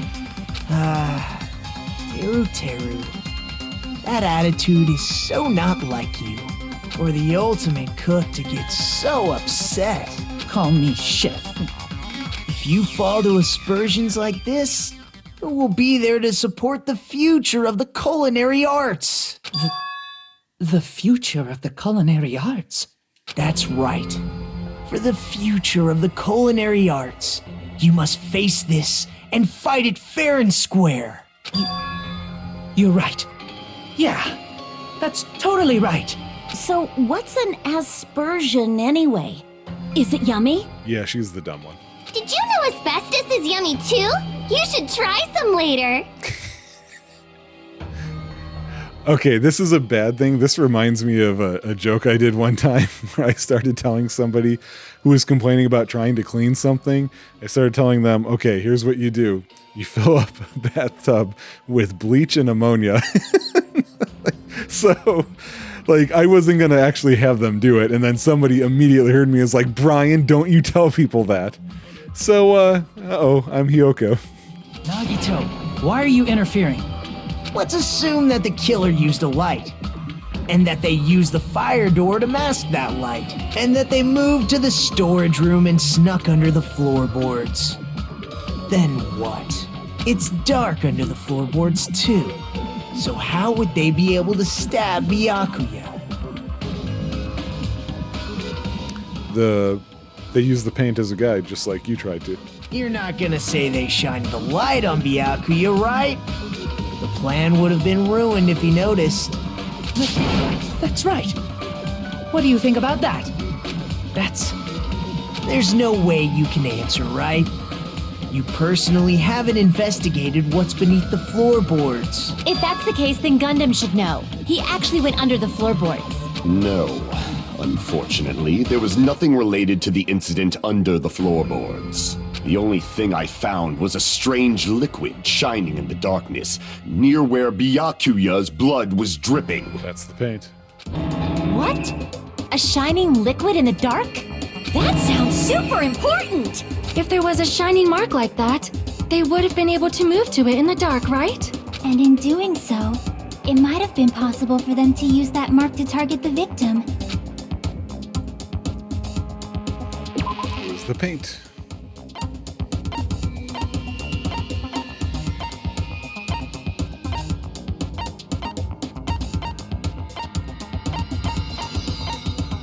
Wait, what?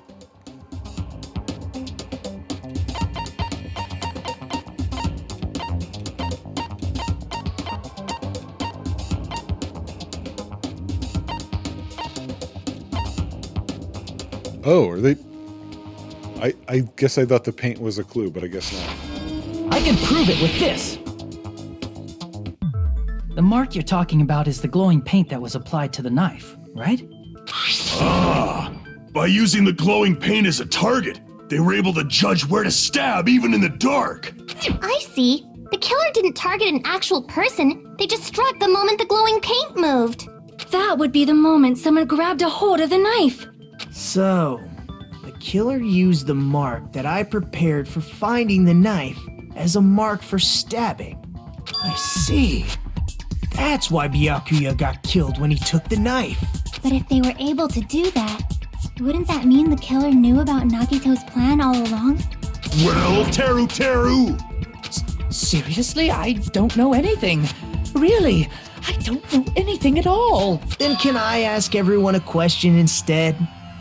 You again? Just stop already! Now. We should give everyone a fair opportunity to speak. If Teru is the killer, that would mean he went to the storage room during the blackout. And just what did Ibuki hear during the blackout? Ah! Don't step on my feet! What the hell? What's going on here? This is... Ow! Turn the damn lights on! You guys? Where are you? Wasn't the blackout just in the kitchen? I think I paused on that at one point too, being like, oh, I didn't realize he was in the room. Huh. She heard Teru's voice in the dining hall? Oh, wait, no, he's saying that through the floor. Doesn't that prove Teru was in the dining hall during the blackout? That's right! That's exactly it! But Teru was in the kitchen the moment the blackout occurred, right? So, why was he in the dining hall? I thought the blackout was only in the kitchen, so I panicked and ran out of there. Of course, the hallway was dark too, but somehow I managed to move along the wall toward everyone's voices. Well, it's not that far to move along the wall from the kitchen to the dining hall. That sounds fishy. If I remember correctly, you can tell when a person is lying by licking their sweat. Weird. So, if you want, you should try licking me. No way! You look greasy. But I heard Teru's voice in the dining hall! Ibuki swears on her honor! That's right. Teru was in the dining hall, not the storage room. Which means he's not the killer. No, that's not it. Why? Why do you want to keep falsely accusing me? It's not like I want to blame you. You should be so proud of yourself, Hajime. You're just progressing toward the hope you believe in. Now, Hajime, show me more of your hope. Will that be enough to crush Teru's hope?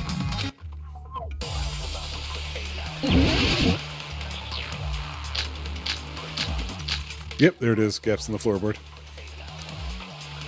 Gold on the ceiling. Gaps Let me ask in you the again. floorboard. Did you go to the storage room during the blackout? There's no way I went to the storage room. I was somewhere totally different. I definitely heard Teru's voice. Yeah, I think you did. It's handsome, unlike his face. Maybe it was recording or something? A recording. Nope, definitely a live voice. Yeah. Right. as long as I have her testimony. The fact that I was in the dining hall cannot be disputed. You were. I'll shoot through that contradiction. Oh, that's a new one. Just because we heard Teru's voice in the dining hall doesn't mean he was literally in the dining hall. Huh? Why? Remember the floor in the dining hall? It was full of gaps, right? So even if you shouted from under the floor, it should have sounded just like the voices in the dining hall. But... I see. So he brazenly shouted from under the floor to make us think he was in the dining hall. Is that true, Teru? Hold on a second. Can you explain this, Teru? I told you to wait a second, ain't I? Whoa, hello. What are y'all even saying anymore? I'm telling you, I was in that there dining hall during the blackout. Oh, he's Cajun. Where are you from again? You're right. I was born in West Asabu and raised in South Aoyama. Hey, you guys! This guy's a major liar! If Teru was in the dining hall during the blackout, he should have been there after the power returned, right? Right. I don't remember who was there, though. We didn't take a picture then. Well, I believe so. There's no way he could have gone back and forth in that dark hallway. Huh? Was Teru actually there during that time? I sure was. I was there the whole damn time. Something like this shouldn't be decided by gut instinct. People's lives are at stake. How do we prove he wasn't there? Damn right. You guys should have been deciding this on the spot with your hazy memories. His accent is getting even worse. He's definitely lying. However, I am not sure. I believe that he was there, and I believe that he was not there. No! Is there any way we can decide? Why don't we consult his memories? What do you mean? Gosh, yeah, don't be saying things like that. Don't make no sense. Can you even prove I wasn't in the dining hall? I probably can. Oh, you again.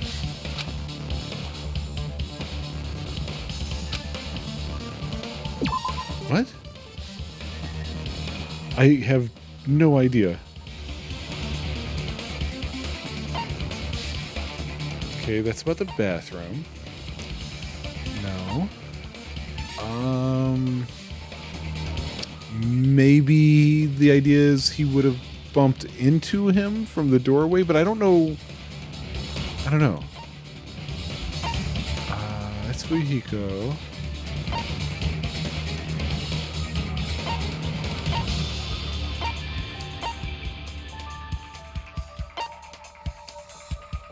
Maybe.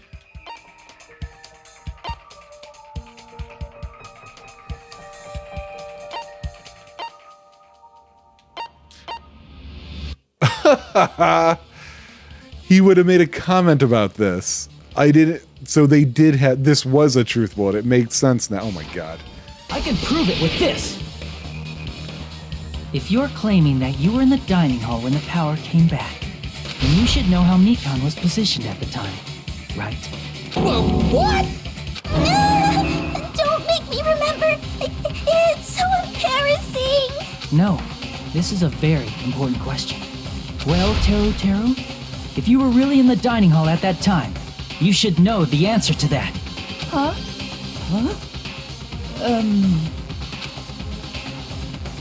It was a pretty clever way of tripping. There's no way you'd forget about it so easily. I'm sorry. I'm so sorry. I showed you something so unsightly. How about it?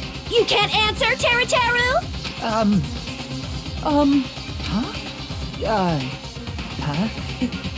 That's weird. Just slipped from my mind. There's no way it would slip from your mind, especially not a pervert like you. Even so. Nagito, say something! I guess you might have to give up now. Wait, give up? What do you mean, give up? Teru. I'm disappointed too, you know. It's lonely watching someone I admire reach the limits of their hope. It kind of feels like a broken dream. Nagito, what are you doing? Why are you messing with the killer like that? Hold on a sec. Don't go moving this along on your own like I really am the killer. Huh? But it's already decided, right? No, the murder weapon hasn't been cleared up yet, Chef? No, I figured it out fine. No use. I can't understand him anymore. It appears he's saying the murder weapon hasn't been cleared up yet. You understand him? But it's such a sad defense. This is too cruel. Oh, you calling me the killer, then where's the weapon? Come on, Manumi. Enough with the whimpering and translate. He said, if you're calling me the killer, then where's the weapon? Weapon, huh? It's not the knife, right? Judging from Byakuya's wounds, it was a thin-edged tool that's roughly 5 millimeters in diameter. Also, if they stabbed from under the floorboards, the weapon would need to be at least 50 centimeters in length. Nobody uses the metric system. That's not helpful. After all this, who cares about the weapon? Not good enough! Not good enough at all! He said, not good enough. Not good enough at all. Fine, I got it. Let's try thinking about what the weapon was. What are you doing? He said, try to do it. What a confusing accent. Right? Yeah, but we didn't get that as a thing. Oh, I gotta do it this way. Skewer. 2 words, iron skewer. We're fine. Totally fine. Is that an eye? That is an eye. Booyah. Oop. Oh, I can speed it up too. Excellent. Let's clear these out of the way. Oop. Really? We're not gonna...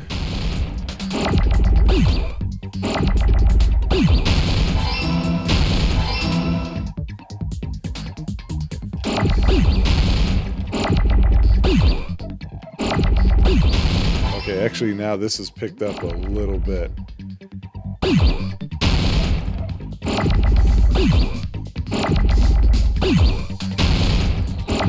That was close. That's also close.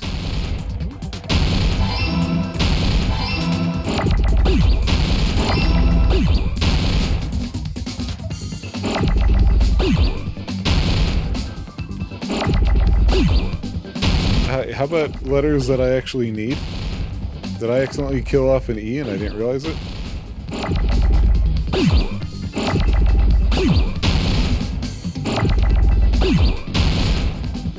There we go. Okay, that was a little faster and a little bit better. I got it!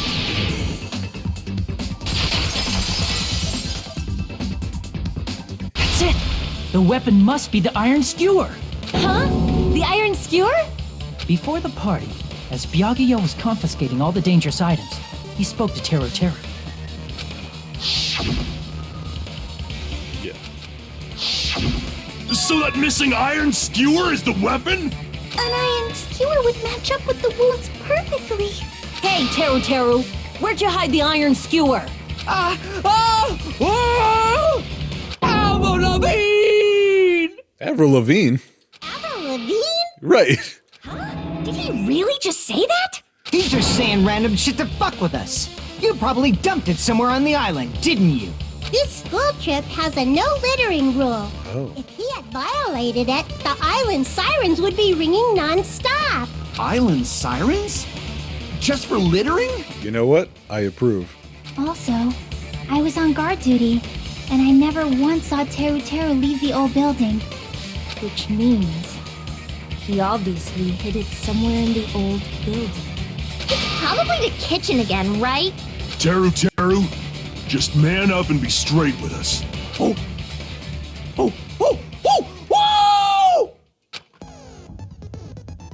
Oh, tutorial. Finally, we are nearing the end. Yeah, this is a long-ass trial. A cornered opponent will be surrounded by soul shields and simply will not listen to what you have to say. It will probably pain you to condemn your classmate, But this is a class trial after all. You must argue against your opponent and destroy their soul shields. A high-speed dispute battle where you beat down a panicked opponent's excuses and nonsense. That's the bullet time, but sorry, the panicked... Oh, it is the same. So now it's the PTA, the Parent Teacher Association. No, I already did. During PTA, you must destroy all of your opponent's soul shields so you can deliver your final strike. In order to do that, you must destroy your opponent's remarks while following the tempo of the song, okay? Time your button presses with the tempo marker as it moves across the screen. Match the tempo marker by pressing the B button. Is it actually the B button this time? Because I believe earlier you said that when it was X. You should be able to lock onto the opponent's remark. If you keep pressing it, you will be able to lock on to multiple remarks at the same time. Afterward, if you release the B button in time with the tempo marker... Wait. What? You just said... Time your button presses, and now you're saying release? Oh man, they fucked this up. That cannot be right. Unless there is a way that might work. Okay. Okay. Oh, good.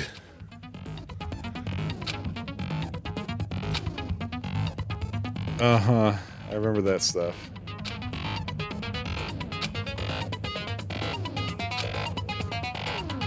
Four words will be displayed on the top, bottom, left, and right sides. Okay, this is different. Okay.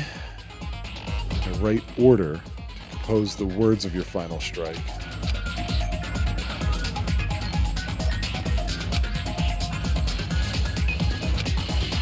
Oh god. What the hell you even saying, you stupid cutter hick? He said, oh, what the hell are you even saying, you stupid country hit? I guess we have no choice but to somehow find out for ourselves. Okay. So, okay, if the iron skewer is the weapon, then hiding it in the kitchen would be the easiest way to slip it by.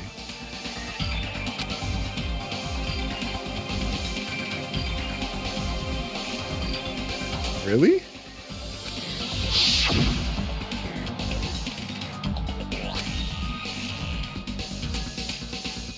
We hide a long weapon like an iron skewer.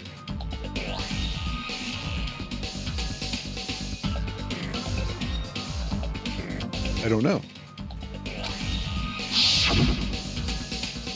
I'm trying! I'm not hiding that thing! What? He said, I'm not hiding anything. I'm hiding anything! I'm not hiding anything!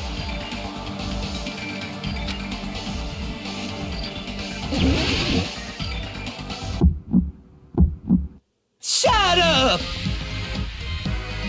That's impossible!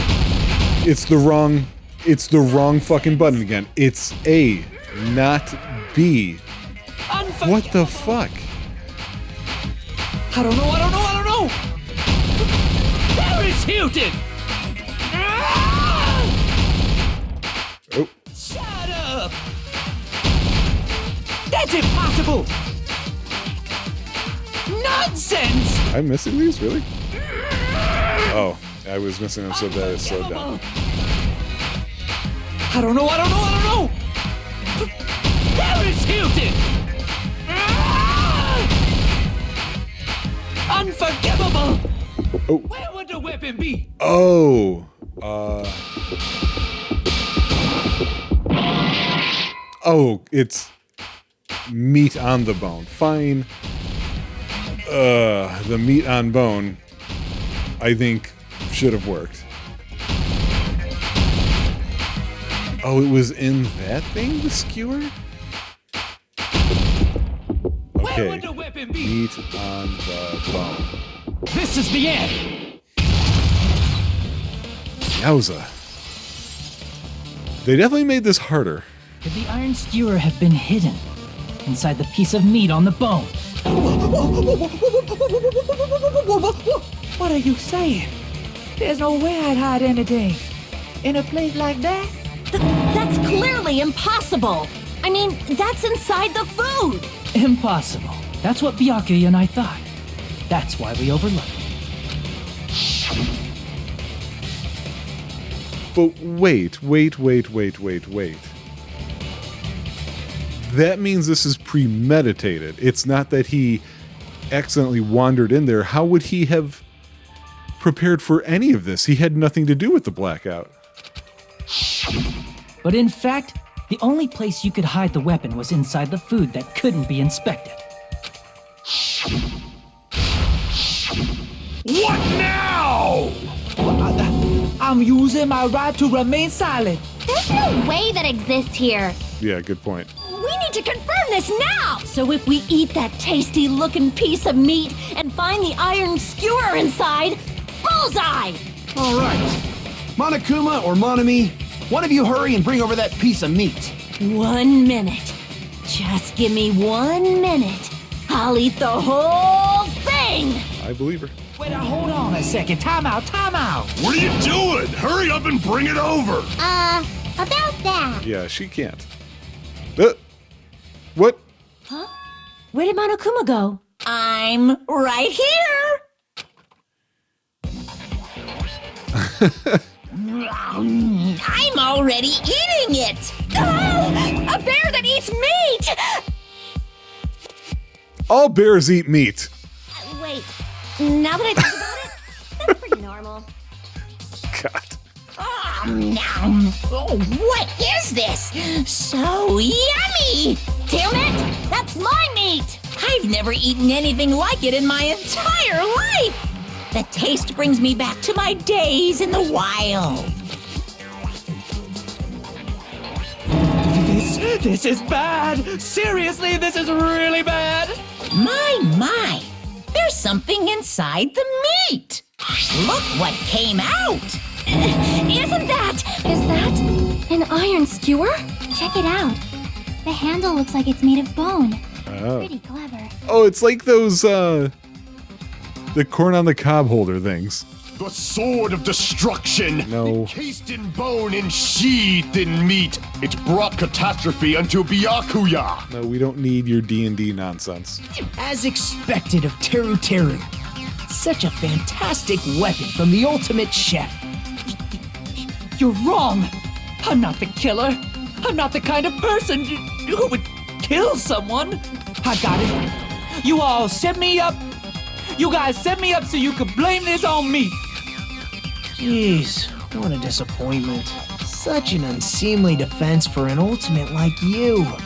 Can you really call that hope? Hey, Nagito.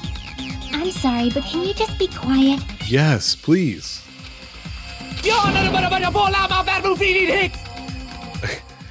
I think Chiaki is my favorite now just because of that. Isak, you're all nothing but a bunch of poor, loudmouth, fast food eating hicks.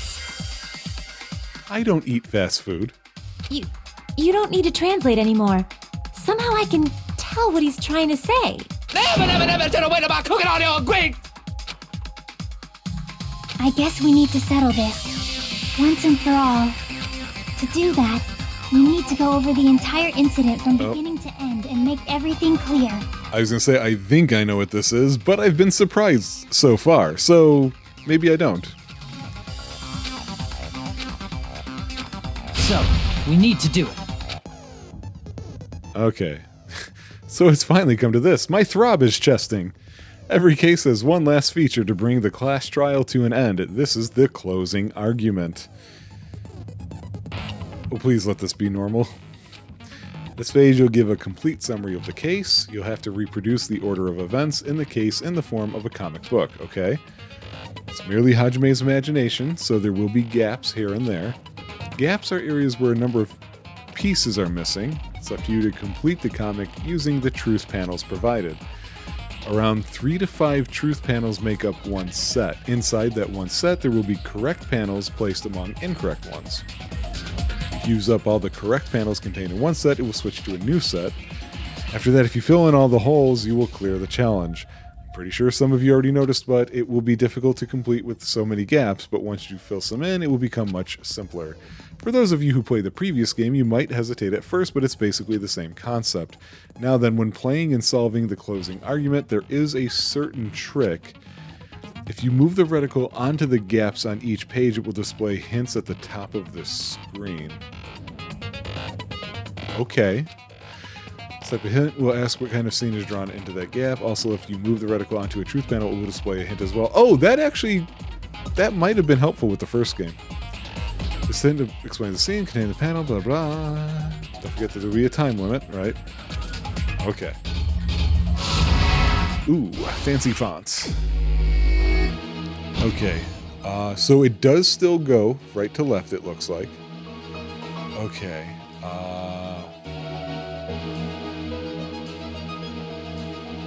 Interesting that it's got... There's Peko on the toilet. Nikomaru outside the door.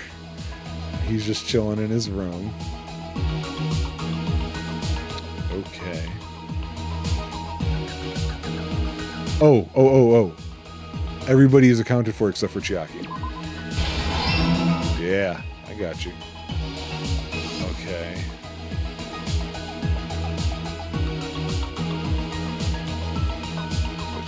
What's switched on?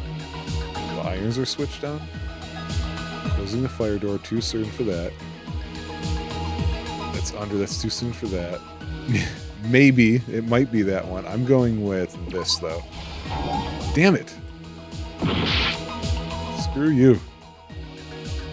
Is it Nekomaru who's holding it in? Oh, wait a second.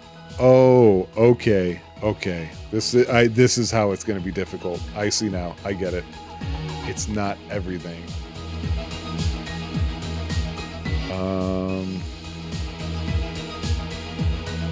So that guide at the bottom is going to be all the way over here. Here he's going through the hallway.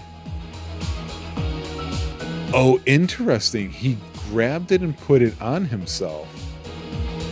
So, oh, that picture's already there. I was looking to add that one. Oh shit, this is going to be tough. So wait, closing the fire door. Was there a gap with this one? Here it's closed. So it's gotta be this up here. Okay, cool. So I've got switched on and Nekomaru holding it in.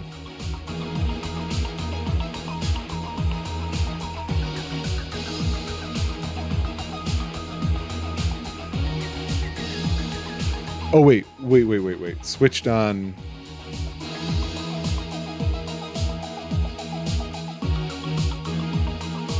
He's reaching in here, so... Is it there? Damn it! It's got to be one of these. Really?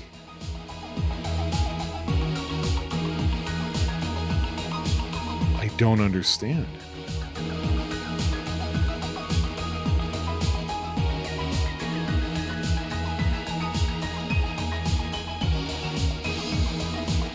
Okay.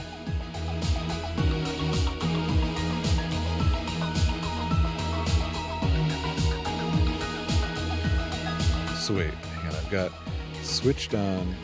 Killer used the mark to move onto the floorboards, and Nikamara holding it in. Alright, let me read the top clues then. At the storage room before the blackout. Same scene as the office room and dining hall. So the blackout occurred. The moment it got dark, Byakuya. Who did he see? The killer obtained a light. The weapon hit him in. The killer obtained. Was found under the table. I heard it. What the fuck? I am so confused.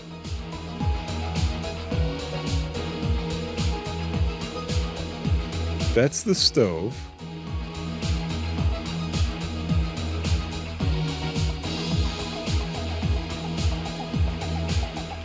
I did try this, right? What? I am so confused right now.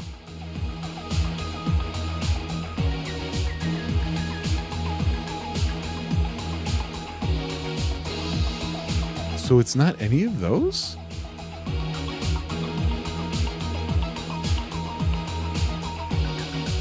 Oh, I thought that was the iron switching on. It's the stove switching on. Oh, do not like that. I'm gonna bitch and moan about that one for a while now. Okay. Ooh. Borrowing the tablecloth, drinking juice, unlit portable stove, irons turned on. They're trying to duck under the table.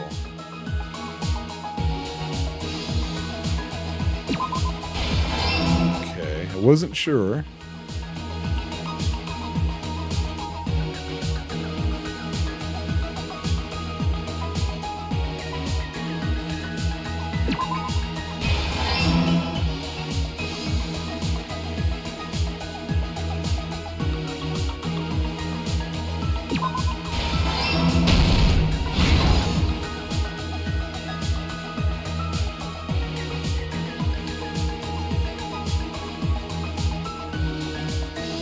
That's over here.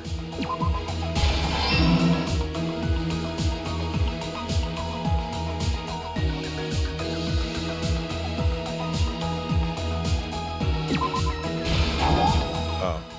Oh, it's the one next to it. Yeah.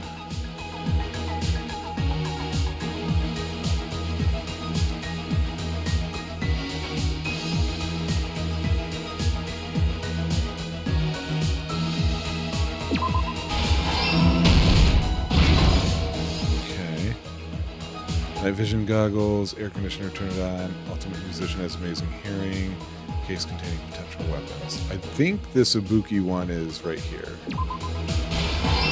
Yeah. Yeah, this one's harder. Last one was way easier to go through.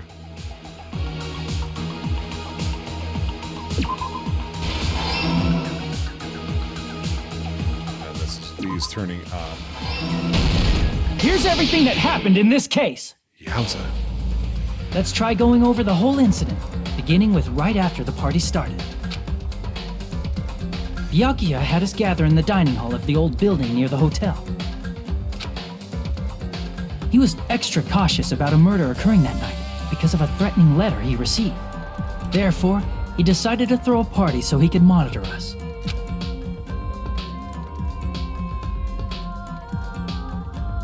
Though one person didn't come, the rest of us assembled at the dining hall, and the party was underway.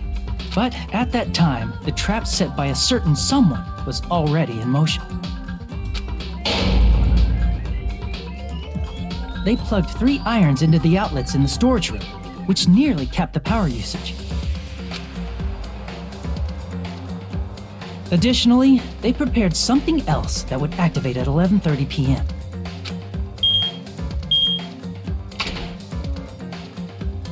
The air conditioners in the office and dining hall. They had already set the timers for these. Thanks to the irons maxing out the power usage, the breaker was tripped when the air conditioners kicked on. Since the windows in the old building were covered, the blackout plunged the dining hall into total darkness. But when that happened, Byakuya took out a specific item that he brought in his case. That item was the night vision goggles. Byakuya was so concerned about a murder occurring that he brought a variety of security equipment with him. When he put on his night vision goggles, Byakuya witnessed a certain someone making a suspicious move.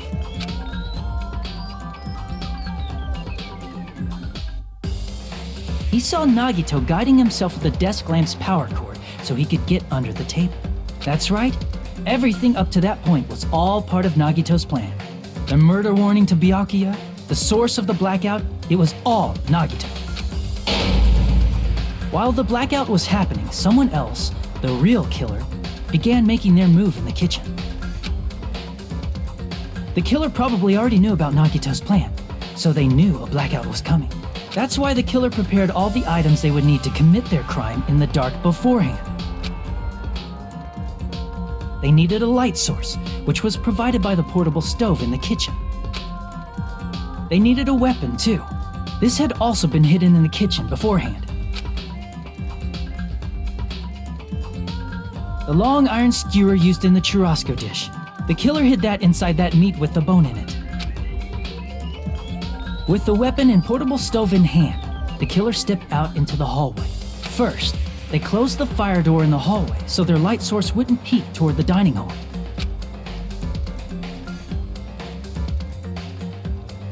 Then, guided by the light, the killer headed toward the storage room and grabbed a specific item. That's right, a tablecloth to block the blood splatter.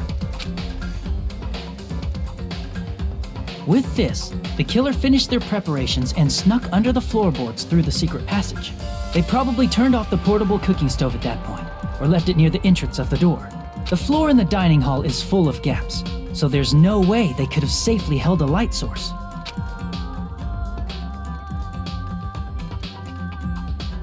But thanks to the glowing mark they painted earlier, the killer was able to get beneath the table.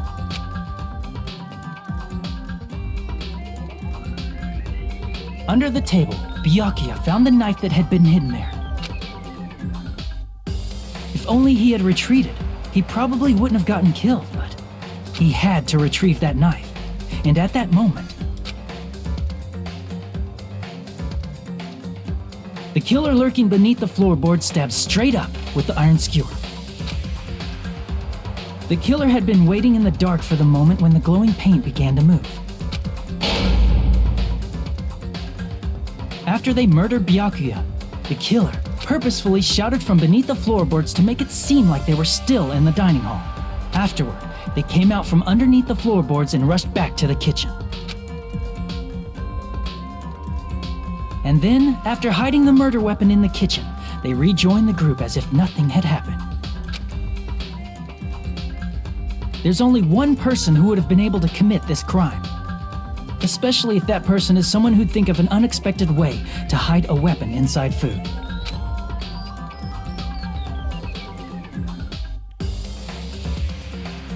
Isn't that right, Teru Hanamura?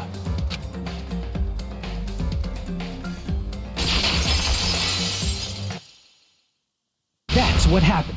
How about it? Did I get anything wrong? This is a mistake. A mistake, I tell you. I would never kill anyone. Would never.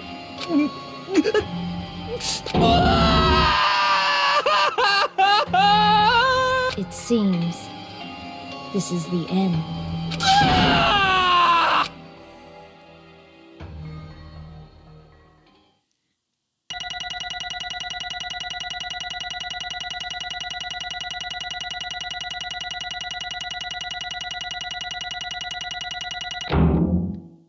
Yay! An A for me. It looks like your argument has come to a close. Wow, that's a little bit more growly of a voice than you usually hear from Monokuma. Oops, I lost control of my wild side for a second. Was that a side effect of the meat I just ate? Ah, okay, that's funny. Well, putting that aside, let's move along to the nerve-wracking voting time! Now then, please pull the lever in front of you and cast your vote! Oh, just a reminder, make triple sure you vote for someone. If you don't vote, I'm gonna eat you up just like that meat from earlier! Why did this happen? Who will be chosen as the blackened? Will you make the right choice or the dreadfully wrong one? Such heart-pounding excitement!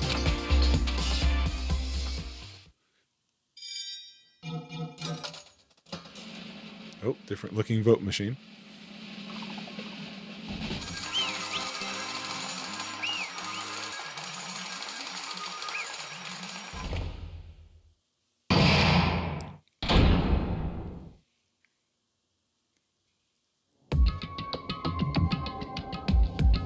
Correct! Yahoo! That's right! This time, the blackened responsible for killing Byakuya Togami is Teruteru Hanamura. No. Are you serious? Out of all these people, are you saying a ponce like him is the one who killed Byakuya? But... You've got it wrong. It was a mistake. I'm telling you, it was just a mistake. I was only trying to save you guys. Hey! I was only... Oh. Interesting. I was only trying to stop Nagito from murdering one of you. Trying to stop? What do you mean? I spent all morning in the old building preparing the dishes for the party, and then... I heard a weird laughter near the dining hall, and when I peeked over there, I saw him. I saw Nagito in the middle of cleaning duty putting the knife under the table. I had a bad feeling about it, so I continued to watch what he was doing. And I saw him place the irons he brought in the storage room and mess with the air conditioner timers. Plus, he was grinning, just grinning by himself the whole time. So I questioned him. When that happened, didn't think there was going to be voice acting there. You caught me? What? Hey! What are you doing? What are you scheming? I'm planning to kill someone, of course.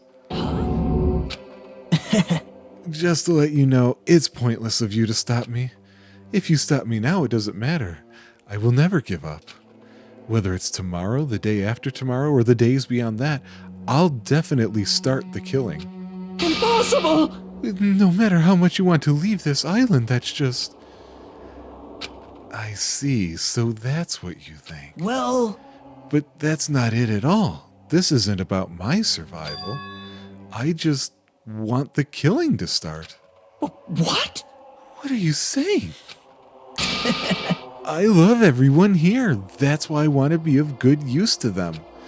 I love all of the Ultimates, and I admire them for being symbols of hope. Amazing! In the name of hope, I love everyone's talents from the bottom of my heart. That's why I don't want them to lose against something like killing. I want them to prove to me that hope will never lose, no matter how daunting the despair they face may seem. I want everyone to prove to me that hope will never lose to despair. No. See? Isn't it typical that if you face a strong enemy, you will become even stronger yourself? Which means the stronger the despair you face, the stronger everyone's hope will become, right? I want to see that brightness, and in order to see it, I'm going to become everybody's stepping stone. I want to make your hope shine. It's as simple as that. I yearn for a powerful hope that can overcome any kind of despair. You're kidding, right? Don't tell me you're actually serious. Man. So you don't understand. That's fine. I don't really mind.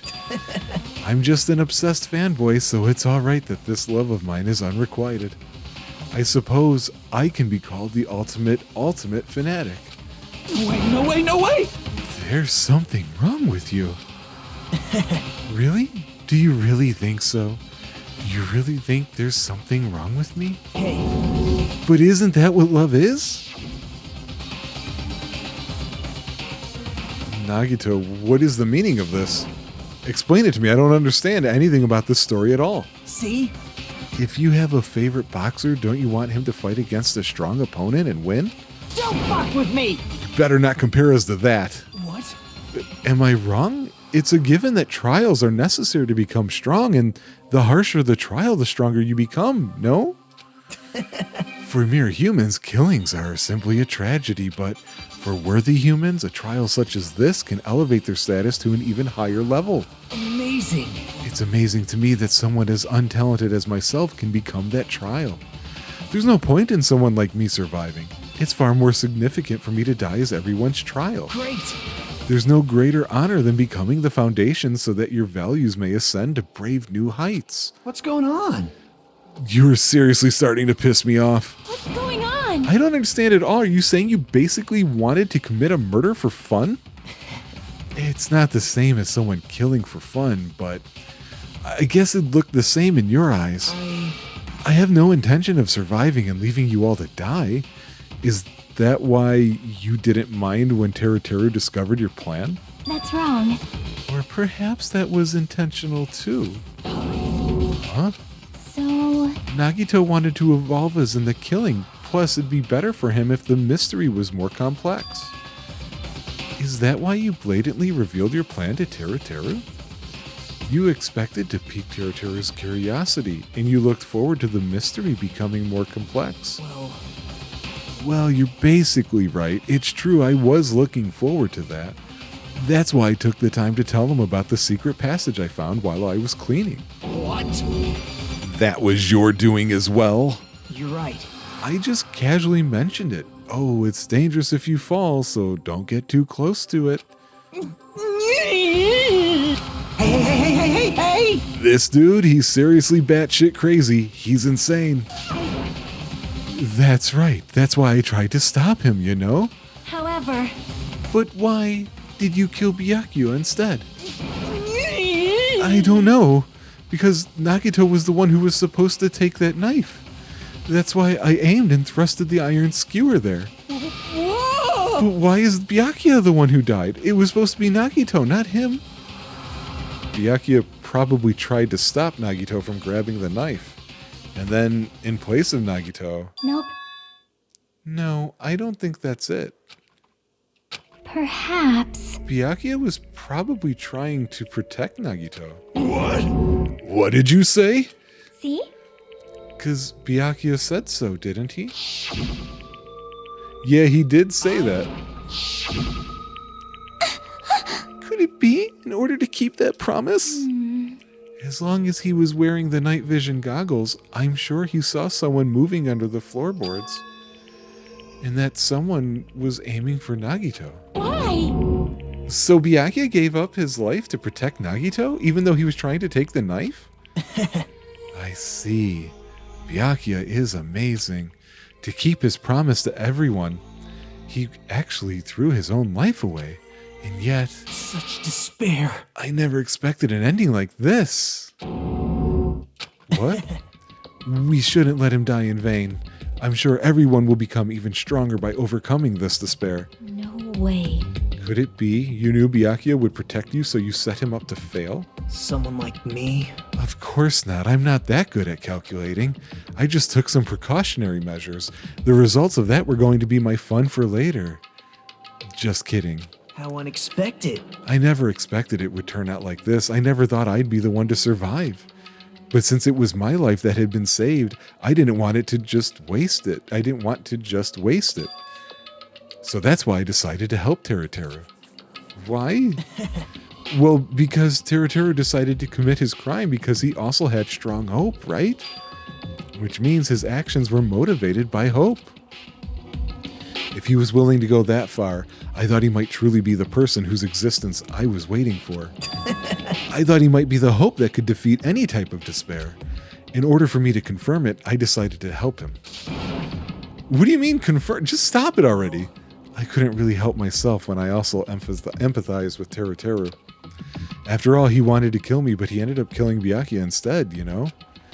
If I left him in that confused state, this trial might have been ruined, right? Isn't that right? But in order for our hope to grow, this trial was absolutely necessary. That's why I decided to help him. I told him, I don't care if I die, so you should just focus on escaping this island. Right? Those were my exact words to him before the investigation. Isn't that right, Teru? Man. In the end, my help just wasn't enough, and this turned out to be a bad ending. But you should be proud of yourself. You will not die in vain. Great. You will become a splendid sacrifice for everyone else so their hopes can grow even more powerful. Impossible! Shut up! Shut up! Hey. Is it really okay for us to just leave this crazy bastard alone like this? Isn't it better if we just fucking kill him off? Kill? He said. High school students are so violent these days.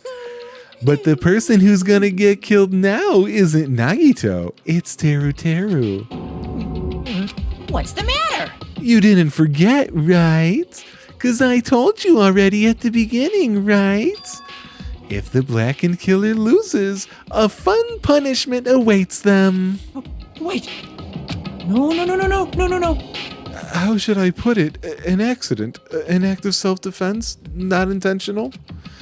Anyway, I feel it's possible it's not my fault. Hey! It doesn't matter if it's an accident, self-defense, or intentional. A murder is still a murder. If you kill someone, that's murder. Didn't we have that conversation before? But isn't there anything like sympathy, judgments, extenuating circumstances, or maybe even probation? Impossible! I don't accept any of those claims. That's... Hey! Save me, you guys. I was only trying to stop Nagito, so... Why you? Be honest. After learning about Nagito's plan, you saw an opportunity, right?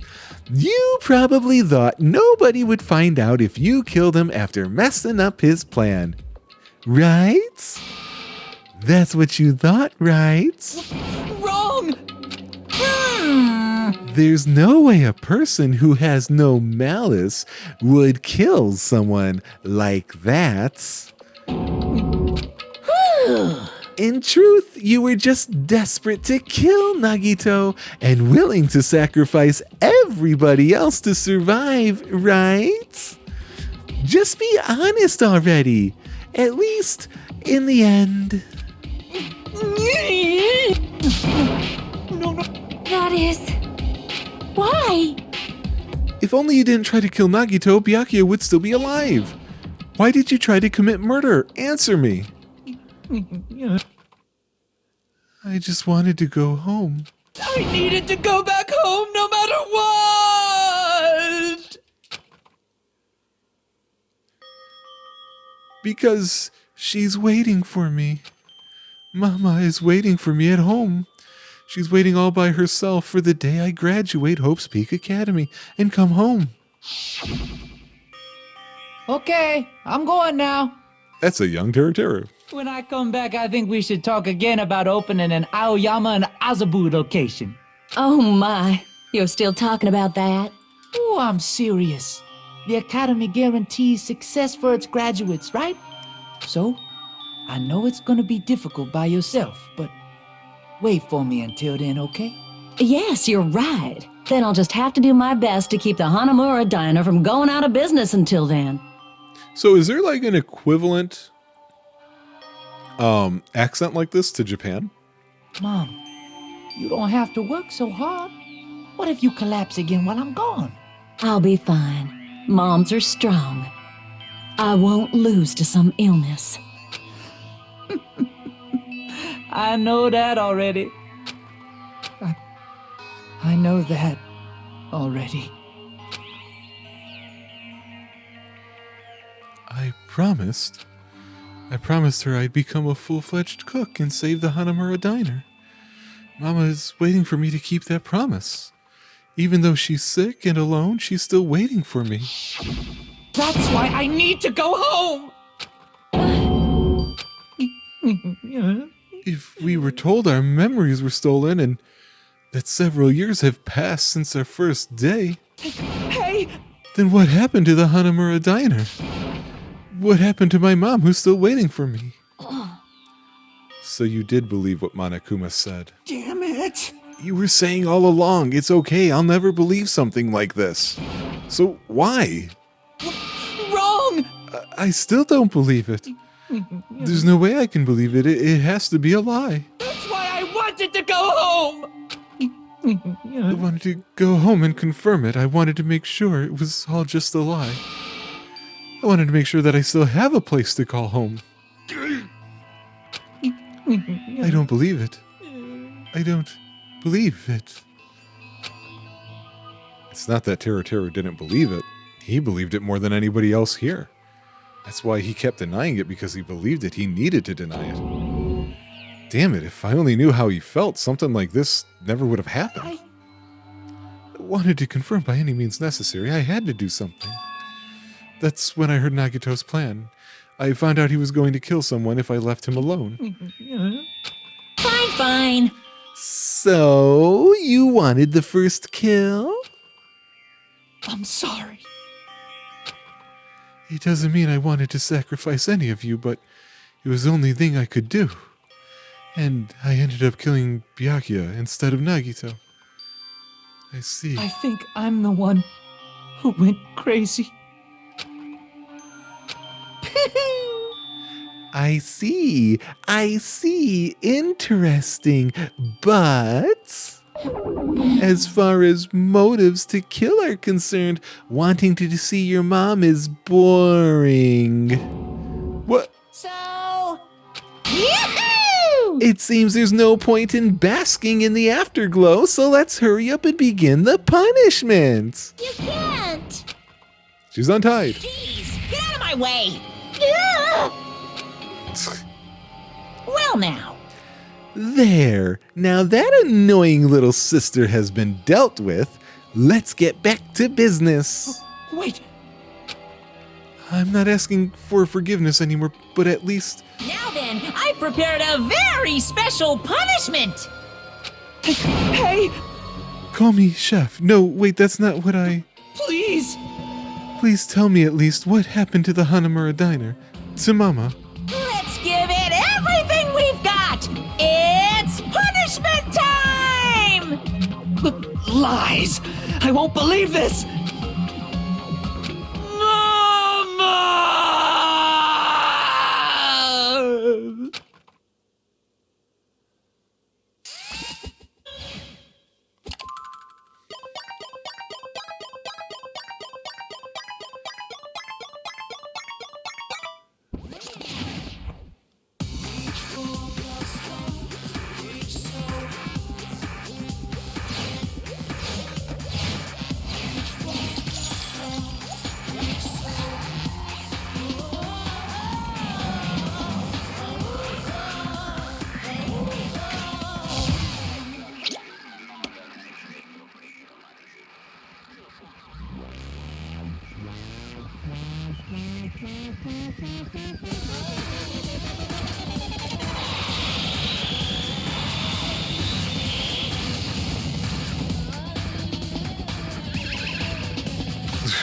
Butter missiles?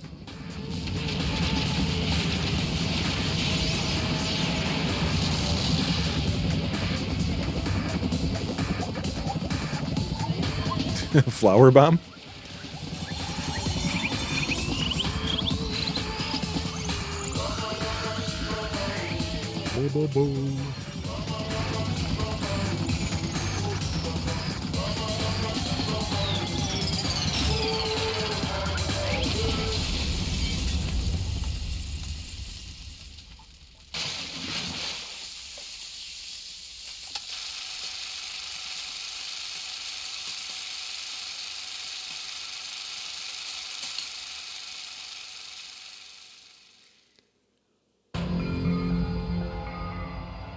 Extreme! Yeah! Whew. The adrenaline is rushing through me. Damn it! Blah, blah, blah, blah, blah. How cruel. What? Huh? Didn't you learn when you were in elementary school, if you badmouth someone, the teacher writes it in a note and makes whoever you badmouth read it to you in front of the class? No. When that happens, only then do you think about how it feels to be badmouthed. The same applies to murder. What are you saying? You were the one who drove him to do it. So cruel. This is just too cruel. Nice. Well, it can't be helped. Rules are rules, and this is the killing rule after all. What rule? You're the one who's breaking the rules. I can't just let that slide. What do you mean? When you mentioned the motive, didn't you also promise something? I don't remember.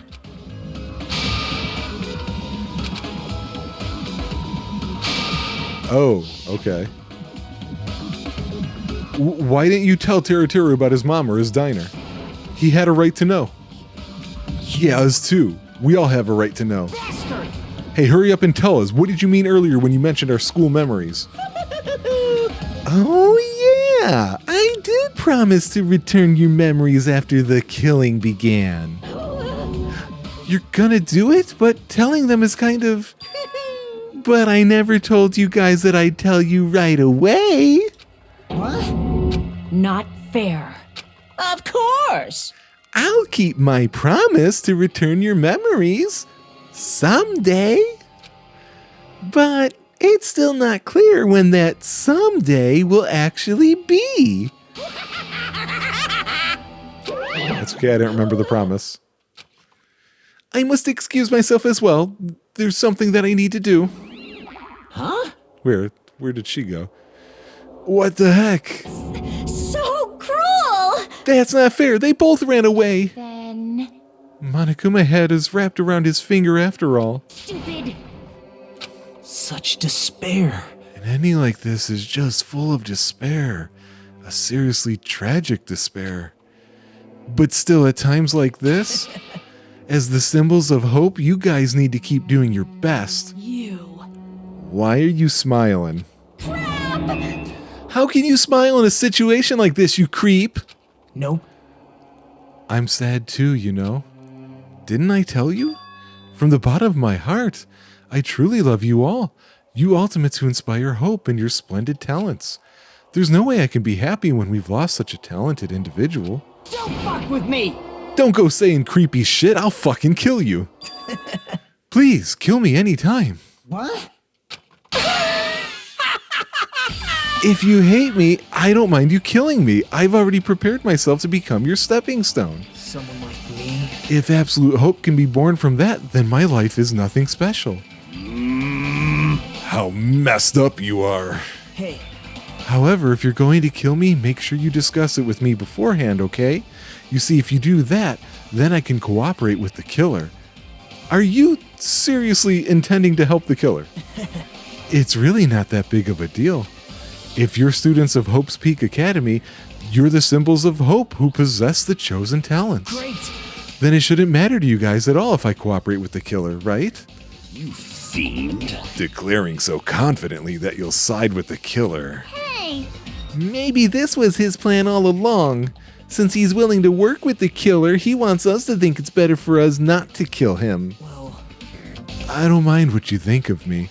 In actuality, thanks to Byakuya, I'm starting to feel a small desire to live. This is exciting! I just want to watch everyone destroy all the despair that comes for you, one after the other. Just kidding. Pissed me off. Hey, can I punch you? I just won't be satisfied until I punch you. Fine. Let's stop this already. It's just going to be a waste of time if we keep dealing with him. What? Even Hajime hates me now? How unfortunate. That stings. I felt you and I were quite similar. What is that? Isn't that right? You hold a special feeling towards Hope's Peak Academy, just like me. Don't put me in the same category as you. Hey. But how can you say you're not? Monokuma said it himself. We don't know anything about each other's true nature. No, if it's true that our school memories were stolen, it's the same as not knowing our true selves, too. Especially for you, right? Someone who can't even remember what his talent is. Akane, please feel free to punch him. Wait! Please stop!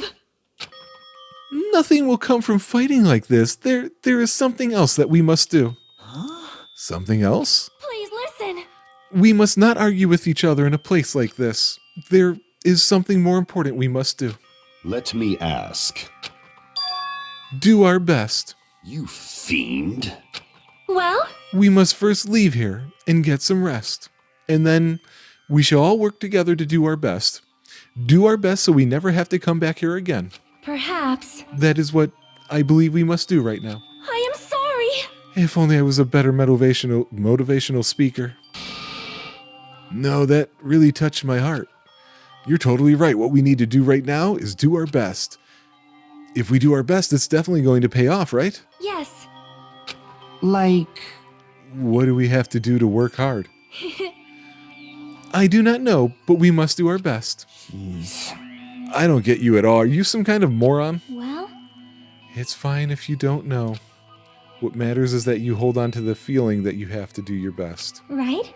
So let's do our best. Let's make sure a killing like this never happens again. But It's scary, but doing our best is our only option. There's no way I'm doing what Nagito did, or said. I'm gonna do it! All right, I don't know what you're all talking about, but let's do our best for now. Fine. Very well. Even if we are not able to change the future, I guess I should at least change my tomorrow. Damn fiend, I won't give up until the very end. I won't die in vain. I'll give my entire existence, my entire power, my entire body and soul, and fight to the very end. Yeah, you're right. Let's definitely work together and leave this island.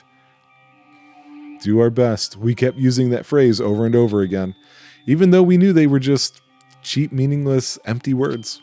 Regardless, we still said it. And we continue to say it over and over again without stopping.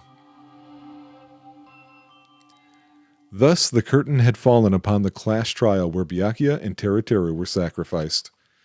Afterwards, we left the trial grounds and returned to the mainland of Jabberwock Island. For the time being, we decided to go back to our cottages.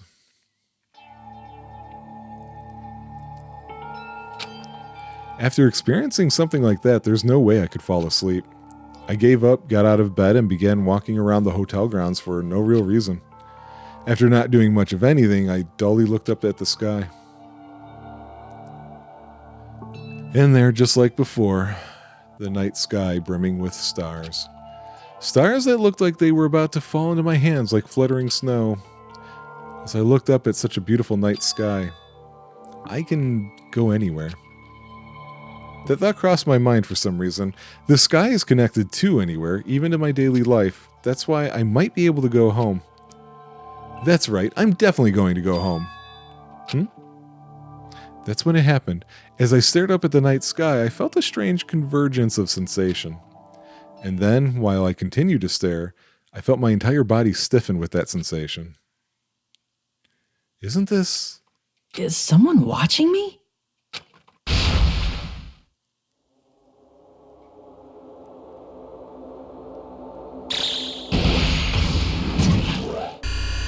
What? What are we doing?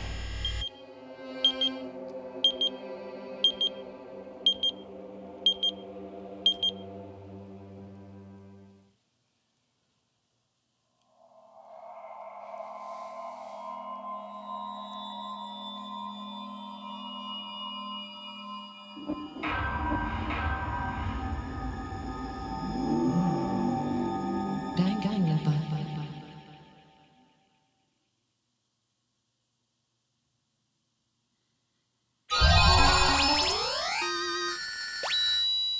3-star badge. I don't know what the relevance of that is.